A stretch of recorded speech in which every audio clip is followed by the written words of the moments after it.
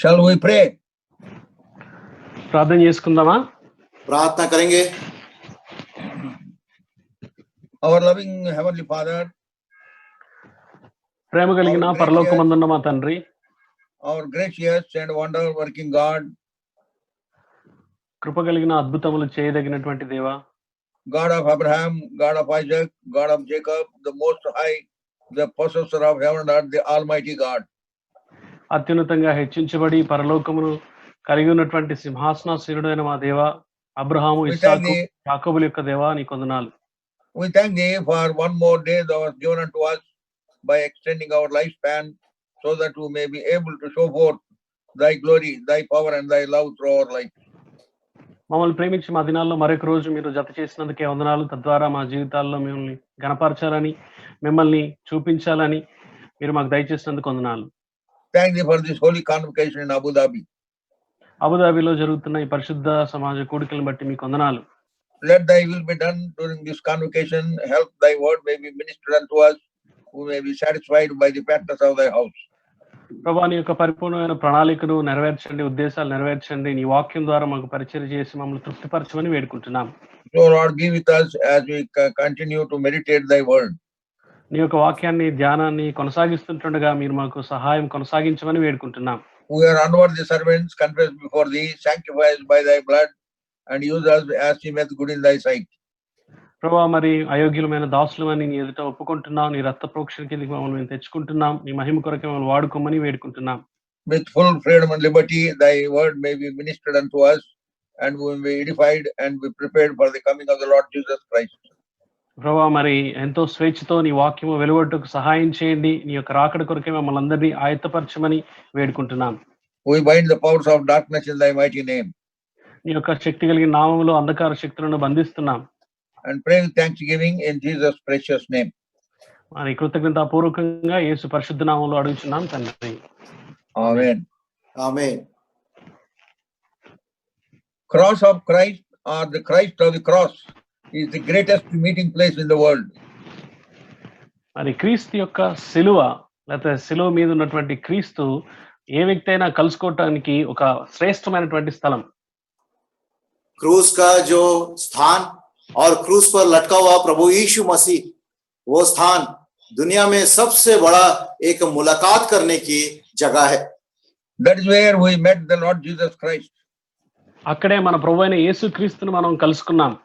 वहीं पर हमने प्रभु यीशु मसीह को मुलाकात की है। It is through the cross of Calvary and the power of the cross we could come to him, get convicted of our sinful life, and we confessed, and he has forgiven us of all our sins.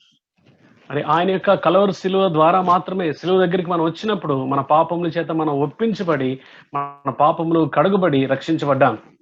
और जब हम कलवरी के पास आए, तभी हम पापी हैं करके ग्रहण कर पाए, और हमको विश्वास हुआ कि प्रभु यीशु मसीह हमारा उद्धार करता है, और वो हमारा उद्धार करता हो गया।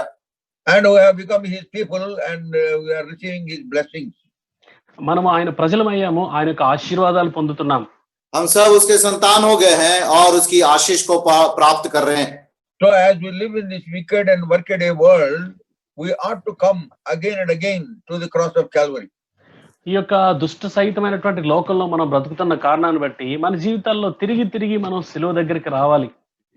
इस दुष्ट भरे संसार में जब हम जीवित है, तो बारंबार हम उस कलवरी क्रूस पर के स्थान को आना है।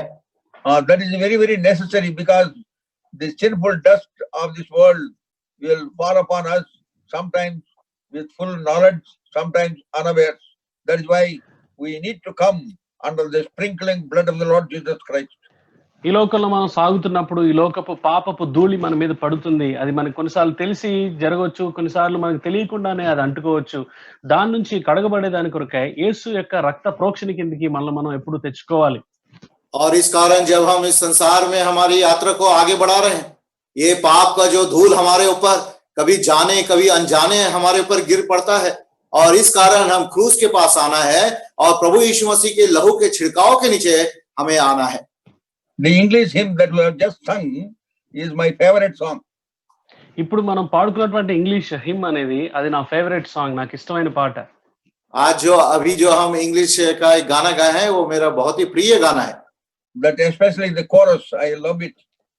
ప్రత్యేకంగా పల్లవి నాకు అది చాలా నేను ప్రేమిస్తాను దాన్ని. और खासकर वो जो कोरस है मैं उससे बहुत प्रीति रखता हूँ। That should be our longing, that should be our prayer. మరి అది మన యొక్క ప్రార్థన, అది మన యొక్క ఆకాంక్ష అవ్వాలి. वही हमारा प्रार्थना होना चाहिए और वही हमारा जिज्ञासा होना है।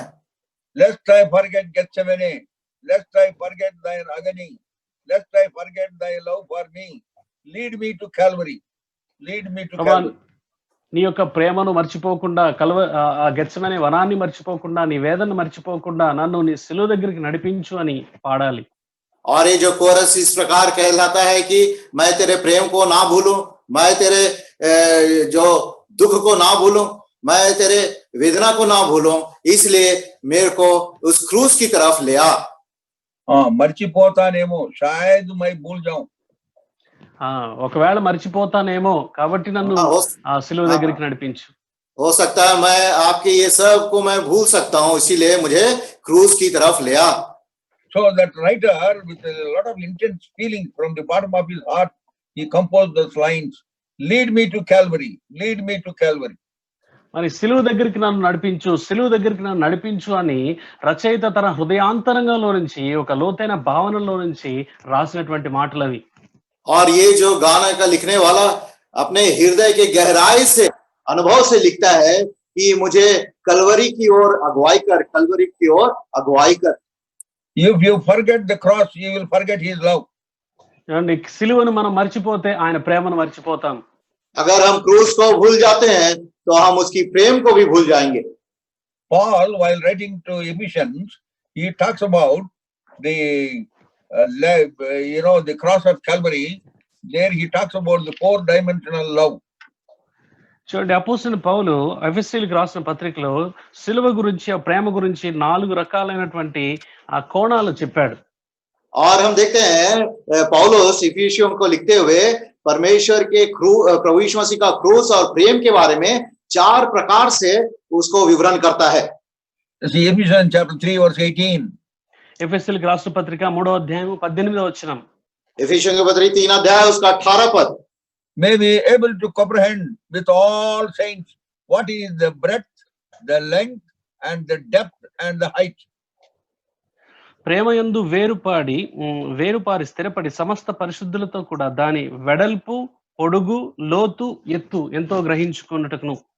18 पद, सब पवित्र लोगों के साथ भली भांति समझने की शक्ति पाऊं कि उसकी चौड़ाई और लंबाई और ऊंचाई और गहराई कितनी है। So you bring it to the Ephesian believer, the breadth of his love, length of his love, depth of his love and height of his love.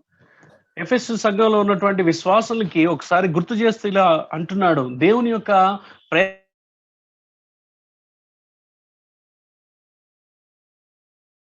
ఎత్తు ఎంతో మీరు గ్రహించుకోవాలి అని గుర్తు చేస్తున్నాడు. पौलुस इफिसियों के विश्वासियों को लिखते हुए मसीह के प्रेम को इस प्रकार वर्णन करता है कि मसीह का प्रेम का चौड़ाई, लंबाई, ऊंचाई और गहराई कितनी है। Breadth of his love is for the whole world. చూడండి, ఆయన ప్రేమ యొక్క వెడల్పు ప్రపంచం అంతా వ్యాపించింది. और मसीह का जो प्रेम का जो चौड़ाई है पूरे संसार को फैला है। Length of his love is for eternity. మరి ఆయన ప్రేమ యొక్క పొడుగు నిత్యత్వం వరకు ఉండేటువంటి ప్రేమ అది. मसीह का प्रेम का जो लंबाई है वो सदा काल का है। The depth of his love is only when we can come to Christ, when we come to the cross. It is only in the cross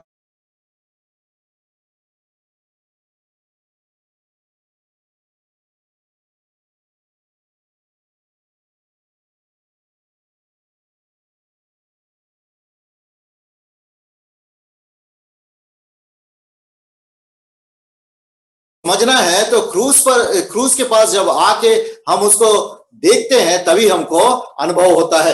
And the height of the love speaks of the wonderful hope, glorious hope, blessed hope, lively hope, eternal hope that we have in Christ. మరి దేవుని ప్రేమ యొక్క ఎత్తు అంటే అది మనం కలిగి ఉన్నటువంటి శుభప్రదమైనటువంటి నిరీక్షణ, జీవంతో కూడిన నిరీక్షణ, మహిమాయుక్తమైన నిరీక్షణ గురించి మాట్లాడుతుంది ఆ ప్రేమ యొక్క ఎత్తు అంతా. मसीह का प्रेम का जो ऊंचाई है उसका आशा के बारे में बातें करता है, उसकी महिमा के बारे में बातें करते हैं और उसके सदा काल का जीवन के बारे में In बातें order करता to है। understand this four-dimensional love, the four-faceted love, this multifarious love of the Lord Jesus Christ, we need to be and we ought to be led to the cross of Calvary again and again in our life by faith. మరి విశ్వాసంతో మనందరి జీవితాల్లో యేసు శిలువ దగ్గరికి వచ్చినప్పుడు మాత్రమే మనం ఈ యొక్క దేవుని ప్రేమ యొక్క ఈ 4 కోణాలు, దేవుని ప్రేమలో ఉన్నటువంటి ఈ భిన్నమైన కోణాలు మనకు అర్థమవుతాయి. अगर जब हम परमेश्वर के प्रभु यीशु मसीह के क्रूस के पास आते हैं, तभी हम मसीह के प्रेम के इस 4 प्रकार के अनुभव को हम प्राप्त कर Before सकते going हैं। further, shall we turn to 1 Thessalonians chapter 2, verses 11 and 12. ముందుకి వెళ్ళడానికి మనం తెస్సలోనికీయులకు రాసిన మొదటి పత్రిక 2వ అధ్యాయము 11, 12 వచనాలు. और मनन में आगे बढ़ने के पहले आइए पहला थिस्सलुनी 2 अध्याय 11 और 12 पद को As पढ़ेंगे। ye know how we exhorted and comforted and charged every one of you as a father doth his children, that ye would walk worthy of God, who hath called you unto his kingdom and glory.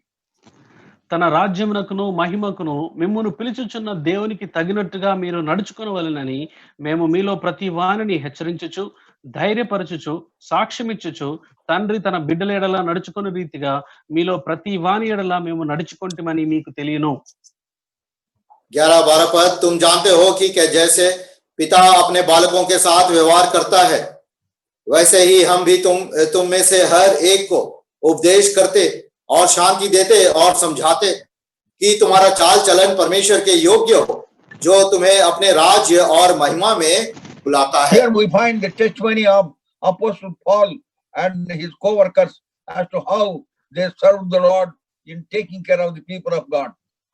ఇక్కడ అపోస్తలుడైన పౌలు తనతో ఉన్నటువంటి బృందం చెప్తున్నటువంటి లేకపోతే ఇస్తున్న సాక్ష్యం గురించి మనం చదువుతున్నాం. దేవుని ప్రజల మధ్యలో, దేవుని సంఘంలో వారు ఏ రీతిగా పరిచర్య చేశారో, సేవ చేశారో, ఎలాంటి జాగ్రత్త తీసుకున్నారో మంద గురించి అన్న సంగతులు సాక్ష్యంగా చదువుతున్నాం.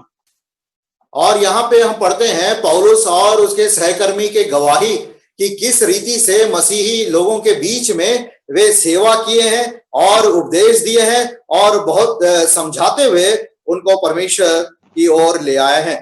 We see how much they loved God's people. వాళ్ళు దేవుని ప్రజలను ఎంత ప్రేమించారో అన్న సంగతి కూడా ఇక్కడ చూసాం.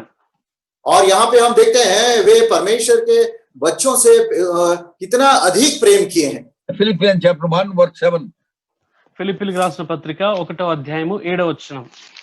फिलिपियों की पत्री 1 अध्याय उसका 7 पद, Even as it is for me to think this all of you all, because I have you in my heart, in as much as both in my bonds and in the defense and the confirmation of the gospel, ye all are partakers of my grace.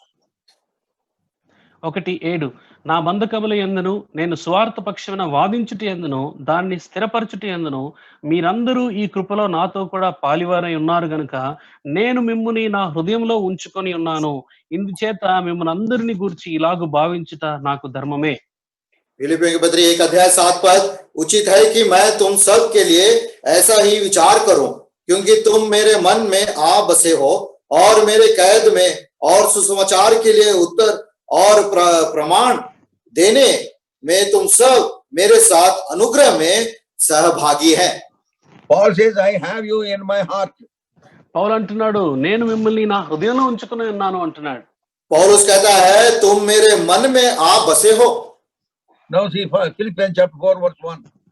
ఫిలిప్పీయులకు రాసిన పత్రిక 4వ అధ్యాయం 1వ వచనం.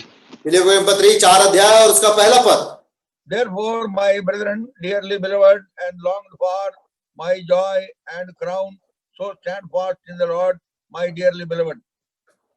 కావున నేను అపేక్షించు నా ప్రియ సహోదరులారా, నా ఆనందమును నా కిరీటమునై ఉన్న నా ప్రియులారా, ఇట్లు ప్రభువునందు స్థిరులై ఉండుడి. फिलिपियों की पत्री 4 अध्याय पहला पद, इसलिए हे मेरे प्रिय भाइयों जिनमें मेरा जी लगा रहता है, जो मेरे आनंद और मुकुट में हो, हे प्रिय भाइयों प्रभु में इसी प्रकार स्थिर रहो। So many adjectives he used concerning the believers of the Lord. మరి క్రీస్తునందు విశ్వాసుల గురించి ఆయన మంచి పదాలు ఆ యొక్క భావన తెలియజేస్తున్నాడు. और मसीही के विश्वासियों के प्रति बहुत सारे अच्छे शब्दों का वो इस्तेमाल करता है. Out of the fullness of heart, mouth speaks. చూడండి, హృదయం నిండిన దాన్ని బట్టి నోరు మాట్లాడుతుంది. हाँ, हृदय की भरपूरी में ही मुंह से बातें निकलता है. He uses my brethren, dearly beloved, longed for, my joy, my crown, and my dearly beloved. చూడండి, నా ప్రియ సహోదరులారా, నా ప్రియులారా, నేను అపేక్షించే సహోదరులారా, నా ఆనందము, నా కిరీటమై ఉన్నవారులారా, మరి ప్రభువునందు ఉన్నవారులారా అని పలుకుతున్నాడు. देखिए क्या लिखता है, मेरे प्रिय भाइयों, हाँ मेरे सहकर्मी, मेरे मेरे मुकुट और अनुग्रह के सहभागी, क्या अच्छे अच्छे शब्दों को इस्तेमाल करता है. Those of us who are leading the flock of God should have a similar love and concern for God's people. మనలో ఎవరైతే దేవుని యొక్క మందను ముందుండి నడిపిస్తున్నారో మంద పట్ల ఇలాంటి పట్టింపు, ఇలాంటి ప్రేమానురాగాలు వారి పట్ల మనం కలిగి ఉండాలి. हमारे बीच में जो ऐसे भेड़ की चरवाही करते हैं, वे इस प्रकार का प्रेम और ख्याल उनके प्रति होना चाहिए. We need to understand and realize the greatness of these great people.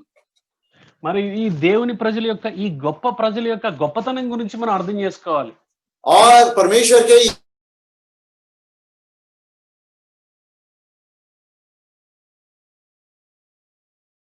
as we find in 1 Kings chapter 3 and also 1 Chronicles chapter 1, we find Solomon saying, thy people are great people, thy people are great people. మరి మొదటి రాజుల గ్రంథం 3వ అధ్యాయంలోను అలాగే దినవృత్తాంతంలో కూడా సొలొమోనుకు దేవుడు ప్రత్యక్షమైనప్పుడు సొలొమోను ప్రార్థిస్తూ దేవునితో మాట్లాడుతూ ఈ రీతిగా అంటున్నాడు, మరి గొప్పదైనటువంటి నీ ప్రజలు, నీ గొప్ప ప్రజలు అని ప్రస్తావిస్తున్నాడు. जब परमेश्वर ने सुलेमान को दर्शन दिया, तब सुलेमान कहता है उनकी प्रजा के लिए कि ये जो तेरी महान प्रजा है, तेरी महान प्रजा करके उनको संबोधित करता है. That's why he said, I am like a child, I do not know how to take care of these great people, give me wisdom, give me understanding. అందుకే తను తగ్గించుకొని ఈ గొప్ప జన సమూహాన్ని, ఈ గొప్ప జనాంగాన్ని నడిపించుటకు నేను బాలుడును, నాకు కావలసిన జ్ఞానం ప్రసాదించమని ప్రభువుని వేడుకున్నాడు. और इस कारण सुलेमान कहता है कि इस बड़ी और महान प्रजा को चलाने के लिए मैं बालक ही हूं, इसलिए मुझे आपकी बुद्धि और ज्ञान और समझ दो. There is no self-esteem, but there is self-denial, and he recognized the greatness of great people. That is why God granted him the wisdom with which he could rule and manage the people of God. కాబట్టి ఆయన తన్ను తాను హెచ్చించుకోలేదు, కానీ తన్ను తాను ఉపేక్షించుకున్నాడు. దేవుని గొప్ప ప్రజల యొక్క గొప్పతనాన్ని అర్థం చేసుకొని ప్రభువుని వేడుకున్న కారణాన్ని బట్టి దేవుడు అతనికి జ్ఞానాన్ని ప్రసాదించాడు, శక్తిని, బలాన్ని ప్రసాదించాడు. और हम यहाँ देखते हैं सुलेमान अपने आप को ऊंचा नहीं किया, लेकिन बहुत ही नम्र और दीन कर लिया, जिसके कारण परमेश्वर ने उसको बुद्धि ज्ञान देके, सामर्थ देके उसकी प्रजा को चलवाया. Yeah, that is how when we recognize the greatness of great people, it is only then God will give us his wisdom, heavenly wisdom, God's wisdom to manage the house of God. కాబట్టి దేవుని గొప్ప ప్రజల యొక్క గొప్పతనాన్ని మనం అర్థం చేసుకున్నప్పుడు మాత్రమే వారిని మనం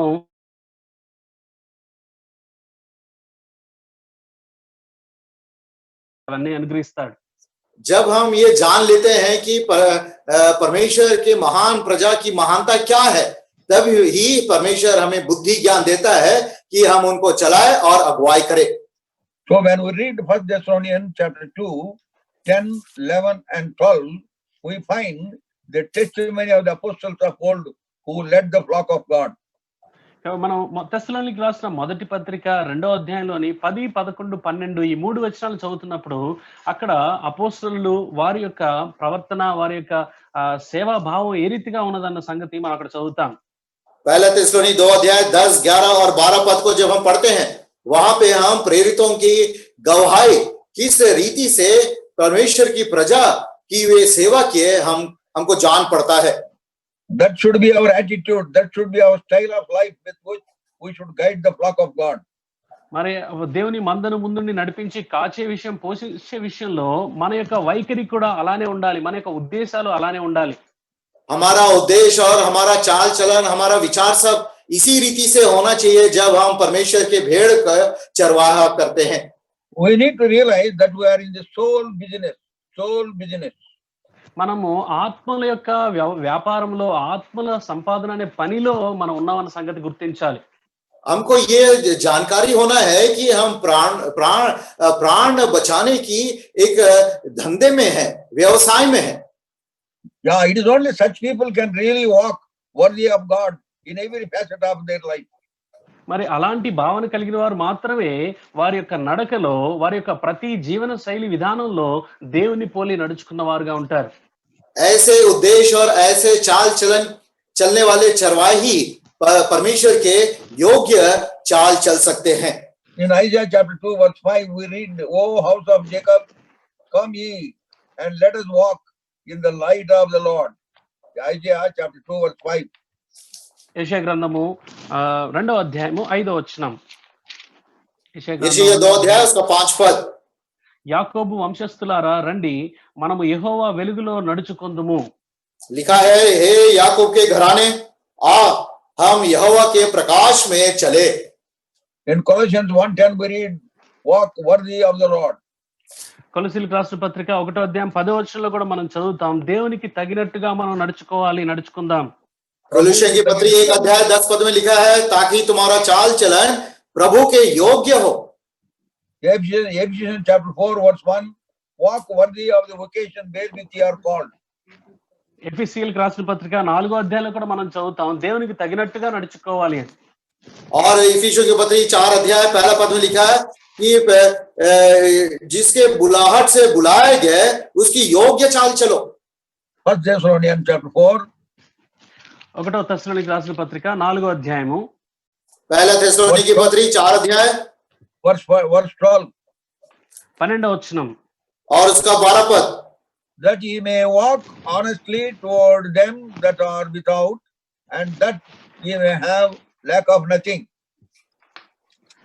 అలాగుననే మాసిదోనియా అంతటా ఉన్న సహోదరులందరినీ మీరు ప్రేమించున్నారు. సహోదరులారా, మీరు ప్రేమయందు మరి ఎక్కువగా అభివృద్ధి పొందుచుండవలెననియు సంఘమునకు వెలుపటి వారి యెడల మర్యాదగా నడుచుకొనుచు మీకేమీ కొదవు లేకుండానట్లు మేము మీకు ఆజ్ఞాపించిన ప్రకారం మీరు పరుల జోలికి పోక మీ సొంత కార్యములను జరుపుకొనుట యందును మీ చేతులతో పని చేయట యందును ఆశ కలిగి ఉండవలనని మిమ్మల్ని హెచ్చరించుచున్నాము. हिंदी में 11 और 12 को पढ़ना पड़ेगा. लिखता है, और जैसी हमने तुम आगे दी है वैसे ही चुपचाप रहने और अपना काम काज करे और अपने हाथों से कमाने का प्रयत्न करो, ताकि भरवाने वालों के आदर प्राप्त करो और तुम्हें किसी वस्तु की घटी ना हो. We may walk honestly. We should walk honestly. 12వ వచనంలో మనం యథార్థత కలిగి నడుచుకోవాలి. और हम सिद्धताई से चलना है. Now Ephesians chapter 5 verse 15. ఎఫెసీయులకు రాసిన పత్రిక 5వ అధ్యాయం 15వ వచనం. इफिसियों की पत्री 5 अध्याय और उसका 15 पद. "See then that ye walk circumspectly, not as fools, but as wise." దినములు చెడ్డవి గనుక మీరు సమయమును పోనీయక సద్వినియోగం చేసుకొనుచు అజ్ఞానులోలే కాక జ్ఞానంలోలే నడుచుకున్నట్లు జాగ్రత్తగా చూచుకొనుడి. इफिसियों की 5 का 15, इसलिए ध्यान से देखो कि कैसे चाल चलते हो, निर्बुद्धियों के समान नहीं पर बुद्धिमानों के समान चलो. Galatians chapter 5 గలతీయులకు రాసిన పత్రిక 5వ అధ్యాయము गलातियों की पत्री 5 अध्याय verse 16. 16వ వచనం. और उसका 16 पद. "This I say then, walk in spirit, and ye shall not fulfill the lust of the flesh." నేను చెప్పినదేమనగా ఆత్మానుసారంగా నడుచుకొనుడి, అప్పుడు మీరు శరీరేచ్ఛను నెరవేర్చరు. लिखा है, पर मैं कहता हूं आत्मा के अनुसार चलो तो तुम शरीर की लालसा किसी रीति से पूरी ना करोगे. Verse 25.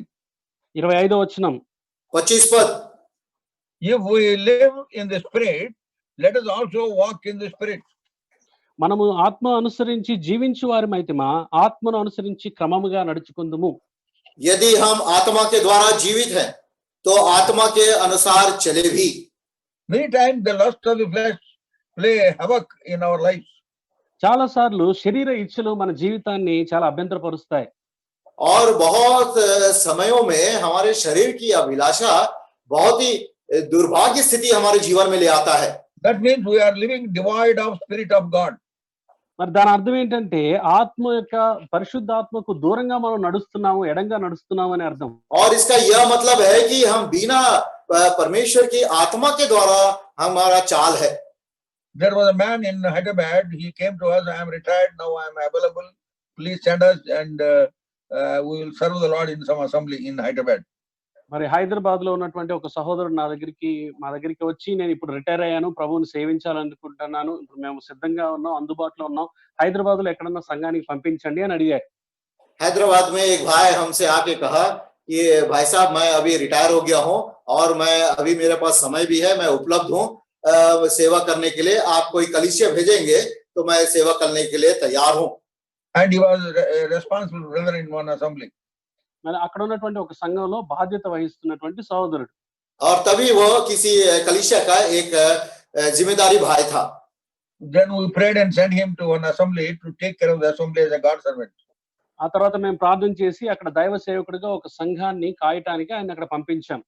और उसके बाद हमने प्रार्थना किया और एक परमेश्वर के दास के रीति में उसको एक कलीसिया में भेजे. After a few months, something has happened. One of the brothers said something to him. మరి కొన్ని నెలల తర్వాత ఏదో జరిగింది. అక్కడ ఉన్నటువంటి సహోదరులు ఎవరో ఈయనకి ఏదో చెప్పారు. कुछ महीने के बाद ऐसा हुआ, वहां का कोई भाई उससे कुछ कहा. So he did not like it. అది ఆయనకి నచ్చలేదు. और परमेश्वर के दास को पसंद नहीं आया. He became very angry. తను చాలా కోప్పడిపోయాడు. और बहुत क्रोधित हो गया. And he said like this, it happened really in Hyderabad. He said, if I was not born again, I would have cut your head and hanged it in the church. చూడండి, ఈ రీతిగా చెప్పాడు. ఇది నిజంగా జరిగింది హైదరాబాద్ లో. ఒకవేళ నేను గనక మారు మనసు పొందకపోకుండా ఉండుంటే నీ తలకాయ నరికేసి ఈ ఫ్యాన్ కి ఎలాడదీసి ఉండేవాడిని అని బెదిరించాడు. और ये सच में हुआ है. उसने कहा अगर मैं नया जन्म नहीं पाया होता तो मैं तुम्हारा सर को काट के ये पंखे में लटका देता. Many people use that word, if I were not born again. If I were not born again, I would have done to you like this. మరి చాలా మంది కూడా ఈ పదాన్ని ప్రయోగిస్తూ వాడుతూ ఉంటారు. నేను గనక మారు మనసు పొందకపోయి ఉంటేనా, నేను ప్రభువుని తెలుసుకోకపోతేనా ఎట్లుండేదో చూడు సంగతి అంటారు. और ये ही वाक्य को बहुत सारे इस्तेमाल करते हैं. अगर मैं नया जन्म नहीं पाता, अगर मैं नया जन्म नहीं पाया होगा. If you are born again person, నువ్వు నిజంగా తిరిగి జన్మించిన అయితే, अगर हम सच्चाई में नया जन्म पाए हुए बच्चे जैसे हैं, if you have confessed your sins and if you have forsaken all of them according to Proverbs 28 verse 13, you will not behave like this. చూడండి, సామెతల గ్రంథం 28వ అధ్యాయం 13వ వచనం ప్రకారము నీ పాపములు నీ అతిక్రమములు ఒప్పుకొని వాటన్నిటిని విడిచిపెట్టి ఉంటే గనక ఇలాంటి మాటలు నువ్వు మాట్లాడలేవు. नीति वचन 28 अध्याय 13 पद के अनुसार अगर आप अपने पापों को मान लिए और छोड़ दिए हैं तो आपके जीवन से या मुख से ऐसे बातें नहीं निकलेगी. Living in darkness, don't act like that you are in light. చూడండి, చీకట్లో బ్రతుకుతూ వెలుతురులో బ్రతుకుతున్నా అన్నట్టు నటించొద్దు. और हम ऐसा नाटक नहीं करेंगे कि अंधकार में जीते हुए कहेंगे कि हम ज्योति में जी रहे हैं. 1 John chapter 1 verse 6. మొదటి యోహాను పత్రిక 1వ అధ్యాయం 6వ వచనం. पहला యోహానా पहला अध्याय उसका 6 पद. We read like this, if we say that have fellowship with him and walk in darkness, we lie and do not the truth. ఆయనతో కూడా సహవాసము గలవారమని చెప్పుకొని చీకటిలో నడిచిన ఎడల మనం అబద్ధం ఆడుచు సత్యమును జరిగింపుకుందుము. यदि हम कहे कि उसके साथ हमारी सहभागिता है और फिर अंधकार में चले तो हम झूठे हैं और सत्य पर नहीं चलते.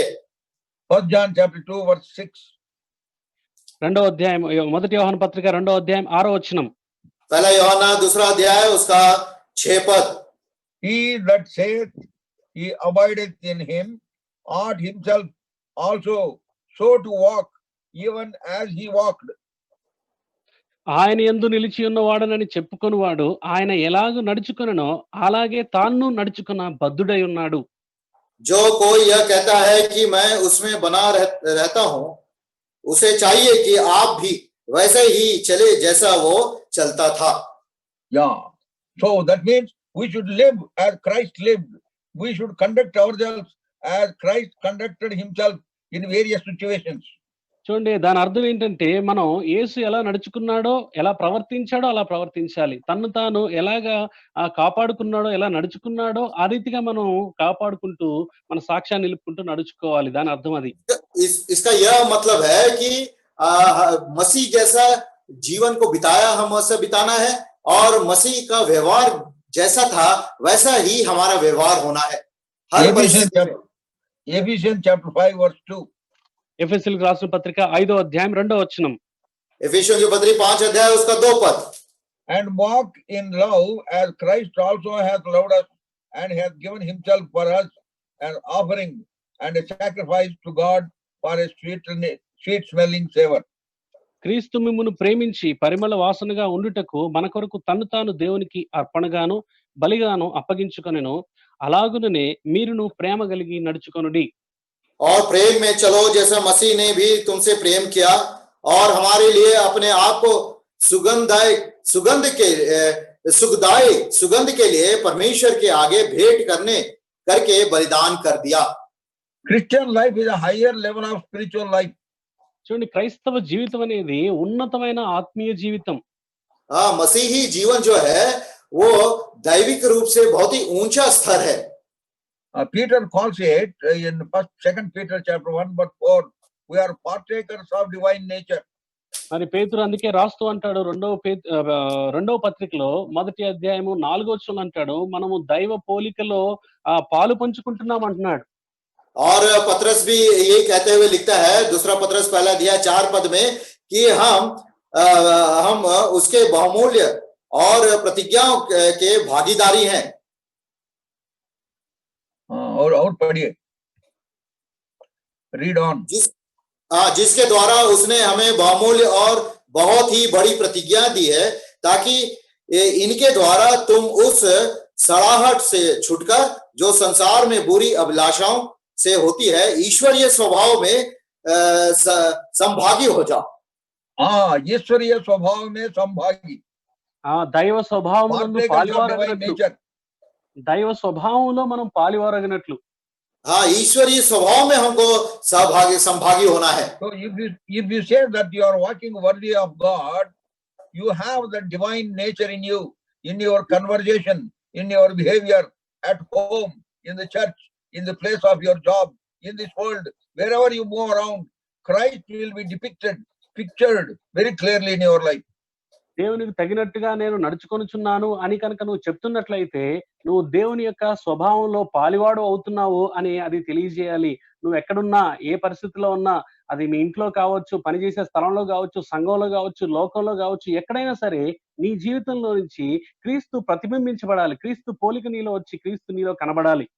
अगर मैं कहता हूं कि मैं मसीह का जीवन जी रहा हूं, तो ये ईश्वरीय स्वभाव हमारे अंदर से प्रकट होना, जहां कहीं भी हम हैं, चाहे हमारे काम की जगह, मंदिर में, परमेश्वर के बच्चों के सामने या दुनिया के सामने, ऐसा ईश्वरीय स्वभाव को प्रकट करना है। Ephesians chapter 5 verse 8. ఎఫెసీయులకు రాసిన పత్రిక 5వ అధ్యాయం 8వ వచనం. इफिसियों की पत्री 5 अध्याय उसका 8 पद। For ye were sometimes darkness, but now are ye light in the world, in the Lord. Walk as children of light. మీరు పూర్వమందు చీకటి అయి ఉంటిరి, ఇప్పుడైతే ప్రభువునందు వెలుగై ఉన్నారు. వెలుగు ఫలము వెలుగై ఉన్నారు. क्योंकि तुम तो पहले अंधकार थे, परंतु अब प्रभु में ज्योति हो, अतः ज्योति की संतान के समान चलो। Now see Revelation chapter 3 verse 4. ప్రకటన గ్రంథము 3వ అధ్యాయము 4వ వచనం. प्रकाशित वाक्य 3 अध्याय और उसका 4 पद। Thou hast a few names even in Sardis, which have not defiled their garments, and they shall walk with me in white, for they are worthy. అయితే తమ వస్త్రములను అపవిత్రపరచుకొనని కొందరు సార్దీస్లో నీ యొద్ద ఉన్నారు. వారు అర్హులు గనుక తెల్లని వస్త్రములు ధరించుకొని నాతో కూడా సంచరించెదరు. पर हाँ, सार्दिस में तेरे यहाँ कुछ ऐसे लोग हैं जिन्होंने अपने अपने वस्त्र अशुद्ध नहीं किए, वे श्वेत वस्त्र पहने हुए मेरे साथ घूमेंगे, क्योंकि वे इस योग्य है। We should guard ourselves lest the dust or the uncleanness of this world may fall upon us. చూడండి, లోకం యొక్క దుమ్ము ధూళి పాపం అనేది మనల్ని అంటుకోకుండా మనల్ని మనం కాపాడుకోవాలి, భద్రపరుచుకోవాలి. हम अपने आप को संसार के पाप का धूल और अशुद्धता को से हमको बचाए रखना है. Always maintain that pious life, holy life, sanctified and righteous life. చూడండి, ఎల్లప్పుడూ కూడా భక్తి జీవితము, పరిశుద్ధ జీవితము, పరిశుద్ధీకరించబడిన పవిత్ర జీవితాన్ని మనం కలిగి ఉండాలి. और हमेशा हमको वैसा भक्ति का जीवन, पवित्रता का जीवन और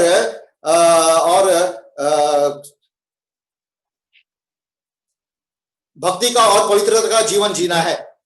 नीति righteous, धार्मिकता का जीवन, धार्मिकता का जीवन. Yeah, now Paul, while writing to Philippian believers in chapter 2 verse 12 at the end, he says, work out your salvation with fear and trembling. అపోస్తలుడైన పౌలు ఫిలిప్పీయులకు రాస్తూ 2వ అధ్యాయము 14వ వచనంలో ఈ రీతిగా అంటున్నాడు, మీ యొక్క రక్షణను భయముతోను వణుకుతోను కాపాడుకోండి అని. और पौलुस फिलिपियों की कलीसिया को लिखते हुए 2 अध्याय 14 पद में लिखता है कि तुम अपने उद्धार को भय से कांपते हुए संभाल के रखो. Work out your salvation with fear and trembling. మీ భయముతోను వణుకుతోను మీ సొంత రక్షణను కొనసాగింపనివ్వండి. भय से कांपते हुए अपने उद्धार को संभाले रहो. See, Paul, he tells his own testimony in 1 Corinthians 15 verse 31, I die daily. చూడండి, అపోస్తలుడైన పౌలు తన సొంత సాక్ష్యాన్ని కొరింథీయులకు రాస్తూ 15వ అధ్యాయంలో అంటున్నాడు, నేను ప్రతి దినము చనిపోచున్నాను అంటున్నాడు. और पौलुस अपनी गवाही को लिखते हुए 1 कोरिन्थी 15 अध्याय में कहता है कि मैं प्रतिदिन मरता हूं. Many years ago, I was with other senior brethren in Kolhapur in Maharashtra. మహారాష్ట్రలోని కొల్హాపూర్ లో మరొక సీనియర్ దేవుని దాసునితో నేను అక్కడ ఉన్నాను. और बहुत साल पहले कोल्हापुर के एक परमेश्वर के दास, बहुत ही बुजुर्ग दास के साथ मैं था. We were speaking to some brethren. అక్కడ ఉన్నటువంటి సహోదరులతో మేము మాట్లాడుతున్నాం అప్పుడు. और वहां के स्थानीय विश्वासियों से, भाइयों से मैं बातें कर रहा था. One of them said to me like this, brother, when I was very young, I was doing a lot of work, but now I have become very old. I am not able to do what I was doing when I was young. చూడండి, అక్కడ ఉన్నటువంటి ఒక సహోదరుడు ఈ రీతిగా చెప్తున్నాడు, సహోదరుడా, నేను యవనస్తుడిగా ఉన్నప్పుడు చాలా పని చేసేవాడిని, కష్టపడేవాడిని. అయితే ఇప్పుడు వయసు పెరిగిన తర్వాత నేను అంత చేయలేకపోతున్నాను, యవనంలో చేసినంత ఇప్పుడు చేయలేకపోతున్నానని చెప్పాడు. और उनमें से एक भाई ने ऐसा कहा, भाई मैं जब जवान था बहुत मेहनत करता था, बहुत काम करता था, लेकिन अभी मेरा उम्र बढ़ गया है, मैं जैसे जवानी में काम करता था अभी नहीं कर पा रहा हूं. Then I looked at him, your hair is jet black, how can you say that you are old? మరి అతన్ని చూసి నేను అన్నాను, నీ జుట్టు చూస్తే చాలా నల్లగా ఉంది, కానీ నువ్వేమో పెద్దవాడిని ముసలోడిని అంటున్నావు, ఎలా సాధ్యం ఇదని అడిగాను. और मैं उनको देखा और ये मैं चकित रहा कि उनके जो सर के बाल थे पूरे काला था, और ये आप बुजुर्ग है, कहते हैं कैसे होगा, ये संभव कैसा है? How come you say that you are old, your hair is black? I said. मैं నీ జుట్టు నల్లగా ఉండగా నేను పెద్దోడిని అయిపోయానని ఎలా అంటున్నావు అని అడిగాను. आपके सर के बाल तो बहुत काले हैं, ये कैसे संभव है कि आप बुजुर्ग हो गए? Then he said, oh, that I die fortnightly, he said. మరి అప్పుడు వెంటనే అన్నాడు, నేను 15 రోజులకు ఒకసారి 15 రోజులకు ఒకసారి జుట్టుకి రంగు వేసుకుంటాను. तब उसने कहा कि मैं हर 2 हफ्ते में मैं अपने बाल को रंग करता हूं. When he said fortnightly I die, when I said, hey, Peter said I die daily. How come you are saying fortnightly I die? ఆయన నేను 15 రోజులకు ఒకసారి జుట్టుకి రంగు వేసుకుంటాను, డై వేసుకుంటానని చెప్పినప్పుడు, అదేంటిది అపోస్తలుడైన పౌలు రోజు చనిపోతున్నాను అని చెప్పాడు అని అడిగాను. और मैंने उसको कहा, जैसे इंग्लिश में उसको रंग लगाने को डाई बोलते हैं, तो मैंने कहा पतरस तो डेली मरता है करके लिखता है, मगर तुम कैसे हर 15 दिन में मरते हो? पौलुस ने कहा. पौलुस तो हर 15 दिन में तुम कैसे मर रहे हो? There is pun on the word die, D-Y-E and D-I-E. Then everybody burst into laughter. You know what I meant was, Paul said I die daily, then how come you are fortnightly you are dying? Then I said also there, there are many people on watch night service, they all die. But very first January onwards, they will live a normal life. నేను ఆ రీతిగా ఆయన్ని పౌలైతే రోజు చనిపోతున్నాడు, నువ్వు 15 రోజులకు ఒకసారి చనిపోతున్నాడు లేదా die అని అంటున్నావు అని నేను చెప్పినప్పుడు చుట్టూ ఉన్న వాళ్ళందరూ చనిపోయారు. అంతేకాదండి చాలా మంది విశ్వాసులు డిసెంబర్ 31 తారీఖు అప్పుడే చనిపోతారు. అప్పుడు సంవత్సరానికి ఒకసారి చనిపోతున్నట్టు మాట్లాడుతూ ఉంటారు. और तब मैं ऐसा उनसे कहा कि पौलुस तो कहता है कि मैं प्रतिदिन मसीह के लिए मर जाता हूं, लेकिन आप तो कहते हैं कि मैं हर 15 दिन में मरता हूं. तो वहां के लोग बहुत लगे. और ऐसी बहुत सारे विश्वासी हैं जो सिर्फ 31 दिसंबर के रात में वॉच नाइट सर्विस में मरते हैं और 1 तारीख से अपने जीवन में फिर वे जीते हैं. So what I want to convey is many of us are occasional dyers.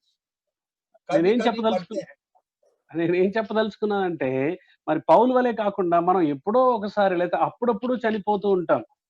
मैं कहने का क्या मतलब है कि पौलुस के समान प्रतिदिन हम नहीं मरते, लेकिन कभी-कभी हम मरते हैं.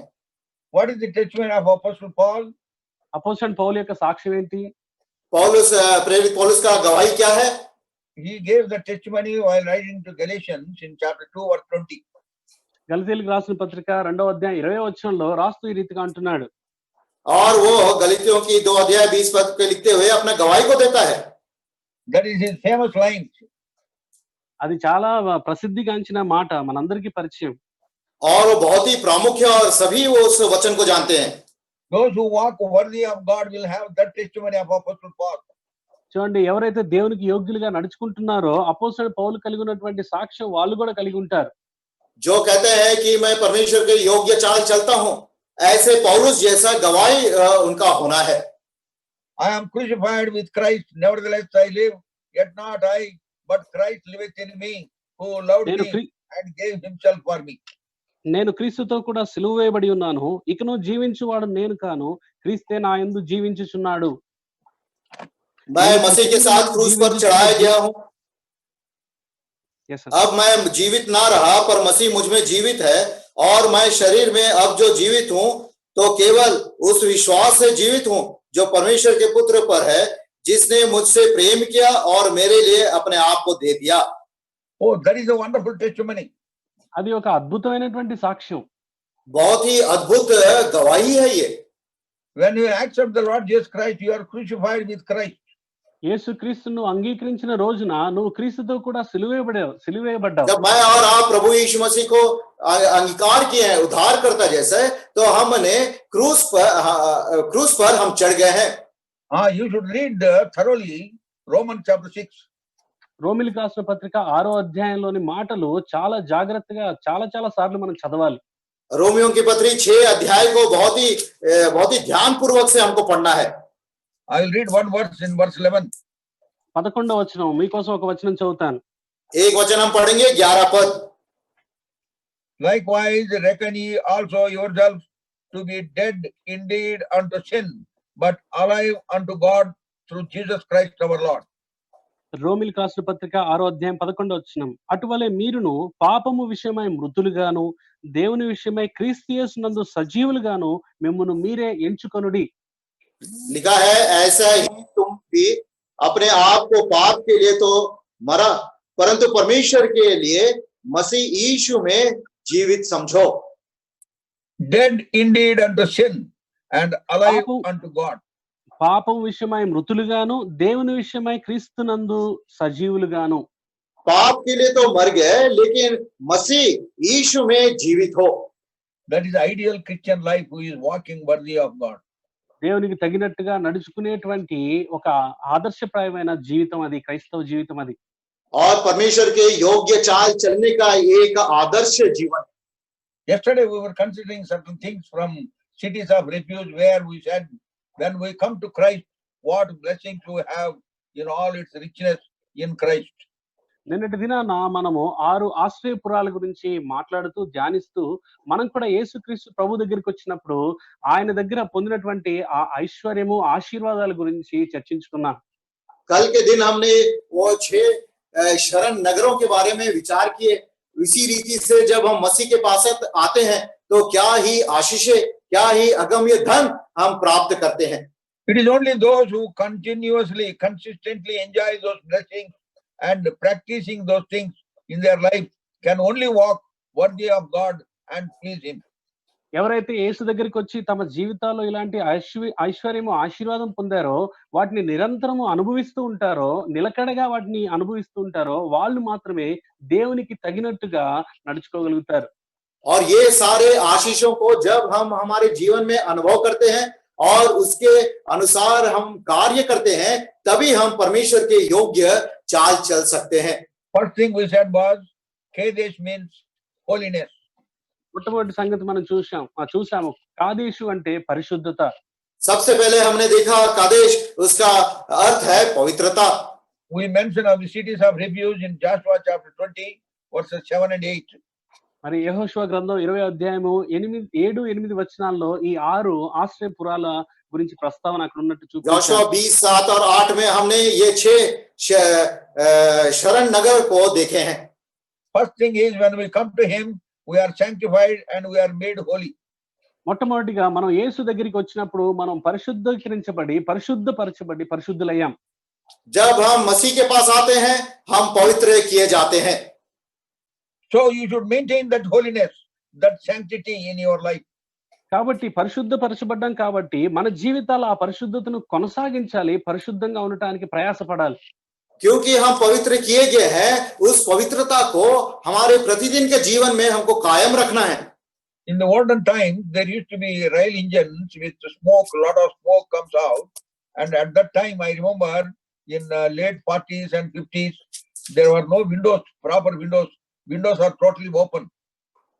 చూడండి 1940, 50 సంవత్సరాల్లో పాత దినాల్లో మరి రైళ్లు ఉండేటివి. అవి స్టీమ్ తో నడిచేటువంటి పెద్ద పొగ వస్తా ఉంటది అనమాట. ఆ రోజుల్లో ఆ రైలు బోగీలకి మరి అద్దాలు ఉండేటివి కాదు, అవన్నీ కిటికీలు ఓపెన్ గా ఉండేటివి. और पुराने दिनों में 1940 और उस सन में रेलगाड़ी रहता था, उसका इंजन स्टीम इंजन जो कोयला से चलता था, बहुत धुआं निकलता था और उनके जो बोगी उसमें ये खिड़की सही नहीं रहते थे, खुले रहते थे. So two people who are wearing white dress, they entered into the compartment. They sat in opposite side near the window. చూడండి ఇద్దరు వ్యక్తులు తెల్ల బట్టలు వేసుకొని ఆ లోపలికి వచ్చి కిటికీ పక్కన ఎదురెదురుగా కూర్చున్నారు. और उस कंपार्टमेंट में 2 व्यक्ति चढ़े हैं जो श्वेत वस्त्र पहन के, और दोनों आमने सामने खिड़की के पास बैठ गए. When the destination came, when they got down, one fellow saw the other fellow, his shirt is very clean, but whereas his shirt is very dirty with black ash.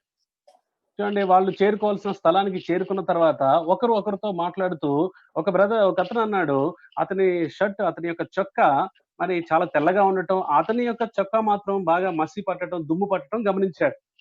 और गम्य स्थान आने के बाद जब वे उतर गए तो एक दूसरे को जब देखे तो ये देखा गया कि एक व्यक्ति का जो शर्ट था बहुत ही सफेद और ठीक ठाक था, मगर दूसरे का एक कोयले से पूरा काला हो गया. So that fellow asked the other fellow whose shirt is clean, "Hey, what happened that my shirt is black and your shirt is white? We travel in the same train." కాబట్టి చొక్కా నల్లగా అయిపోయిన వ్యక్తి తెల్లగా ఉన్నటువంటి చొక్కా వ్యక్తిని అడుగుతున్నాడు, ఏంటో మన ఇద్దరం ఒకే రైల్లో ప్రయాణం చేసాం, నా చొక్కా పాడైపోయింది, నీ చొక్కా బానే ఉంది, ఏంటి సంగతి అని అడిగాడు. और जिस व्यक्ति का शर्ट धुएं के कारण काला हो गया, उसने उससे पूछा जिसका शर्ट साफ था कि आपने क्या किया कि आपका शर्ट साफ है, मेरा ऐसा काला हो गया. Then that fellow said, "All through my journey, I have been dusting like this. All through my journey, I was dusting." అప్పుడు షర్టు మురికి కాని వ్యక్తి ఏం చెప్పాడంటే, ప్రయాణం మొత్తంలో నా యొక్క చొక్కాని దులుపుకుంటా ఉన్నాను, దుమ్ము పడిన వెంటనే దులుపుకుంటా ఉన్నాను, అందుకే నల్లగా అయిపోలేదని చెప్పాడు. और वो व्यक्ति ने उसको उत्तर दिया कि पूरे यात्रा में मैंने अपने शर्ट को झाड़ता रहा उस धुएं के लिए. That we understand now what has happened. ఇప్పుడు ఏం జరిగిందో ఇప్పుడు మనకు అర్థమైంది. अब ये इससे हमको समझ में आया होगा क्या हुआ.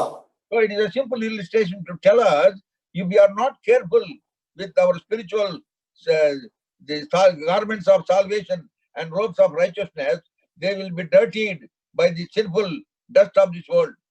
కాబట్టి ఈ యొక్క చిన్న కథలో ఉన్నటువంటి సంగతి ఏంటంటే, మనం కూడా మనం కలిగి ఉన్నటువంటి రక్షణ వస్త్రం, నీతి వస్త్రం అనేవి మనం ఈ లోకం గుండా వెళ్తున్నప్పుడు పాపపు మురికి అంటుకోకుండా ఎప్పటికప్పుడు శుభ్రం చేసుకోవాలి, వాటిని పవిత్రంగా ఉంచుకోవాలన్న సత్యం ఇందులో దాగి ఉంది. अगर हम ऐसे सावधानी नहीं बरतेंगे, हमारा उद्धार का वस्त्र और धार्मिकता का वस्त्र को भी हम ठीक से नहीं रख सकते। See Isaiah chapter 52 verses 1 and 2. యెషయా గ్రంథము 52వ అధ్యాయము మొదటి 2 వచనాలు. Maybe earlier I have यशायाह quoted. 52 अध्याय पहला 2 पद। Awake, awake, put on thy strength, O Zion, put on thy beautiful garments, Jerusalem, thy holy city, the holy city, for henceforth there shall be no more come unto thee the uncircumcised and the unclean. Shake thyself from the dust, arise and sit down, O Jerusalem, loose thyself from the bands of thy neck, O captive daughter of Zion. సియోను లెమ్ము లెమ్ము, నీ బలము ధరించుకొనుము, పరిశుద్ధ పట్టణమైన యెరూషలేమా, నీ సుందర వస్త్రములను ధరించుకొనుము. ఇక మీదట సున్నతి పొందని వాడొకడైనను అపవిత్రుడొకడైనను నీ లోపలికి రాడు. ధూళి దులుపుకొనుము యెరూషలేమా, లేచి కూర్చుండుము, చెరపట్టబడిన సియోను కుమారి, నీ మెడకట్లు విప్పివేసుకొనుము. हे सियोन जाग जाग, अपना बल धारण कर, हे पवित्र नगर यरूशलेम, अपने शोभायमान वस्त्र पहन ले, क्योंकि तेरे बीच खतना रहित और अशुद्ध लोग फिर कभी प्रवेश ना कर पाएंगे। अपने ऊपर से धूल झाड़ दे, हे यरूशलेम उठ, हे सियोन की बंदी बेटी, अपने गले के बंधन को खोल दे। So we need to be holy in order to walk worthy of God. దేవునికి తగినట్టుగా నడుచుకోవాలి అంటే మనల్ని మనం పరిశుద్ధంగా ఉంచుకోవాలి. हमारा चाल चलन परमेश्वर के योग्य होने के लिए पवित्रता का जीवन जीना है। Because our sins have been forgiven, we have rest in Him, we have comfort in Him. ఎందుకంటే మన పాపములు క్షమించబడిన కారణాన్ని బట్టి, పరిశుద్ధపరచబడిన కారణాన్ని బట్టి ఆయనలో మనము విశ్రాంతి, ఆదరణ కలిగి ఉన్నాం.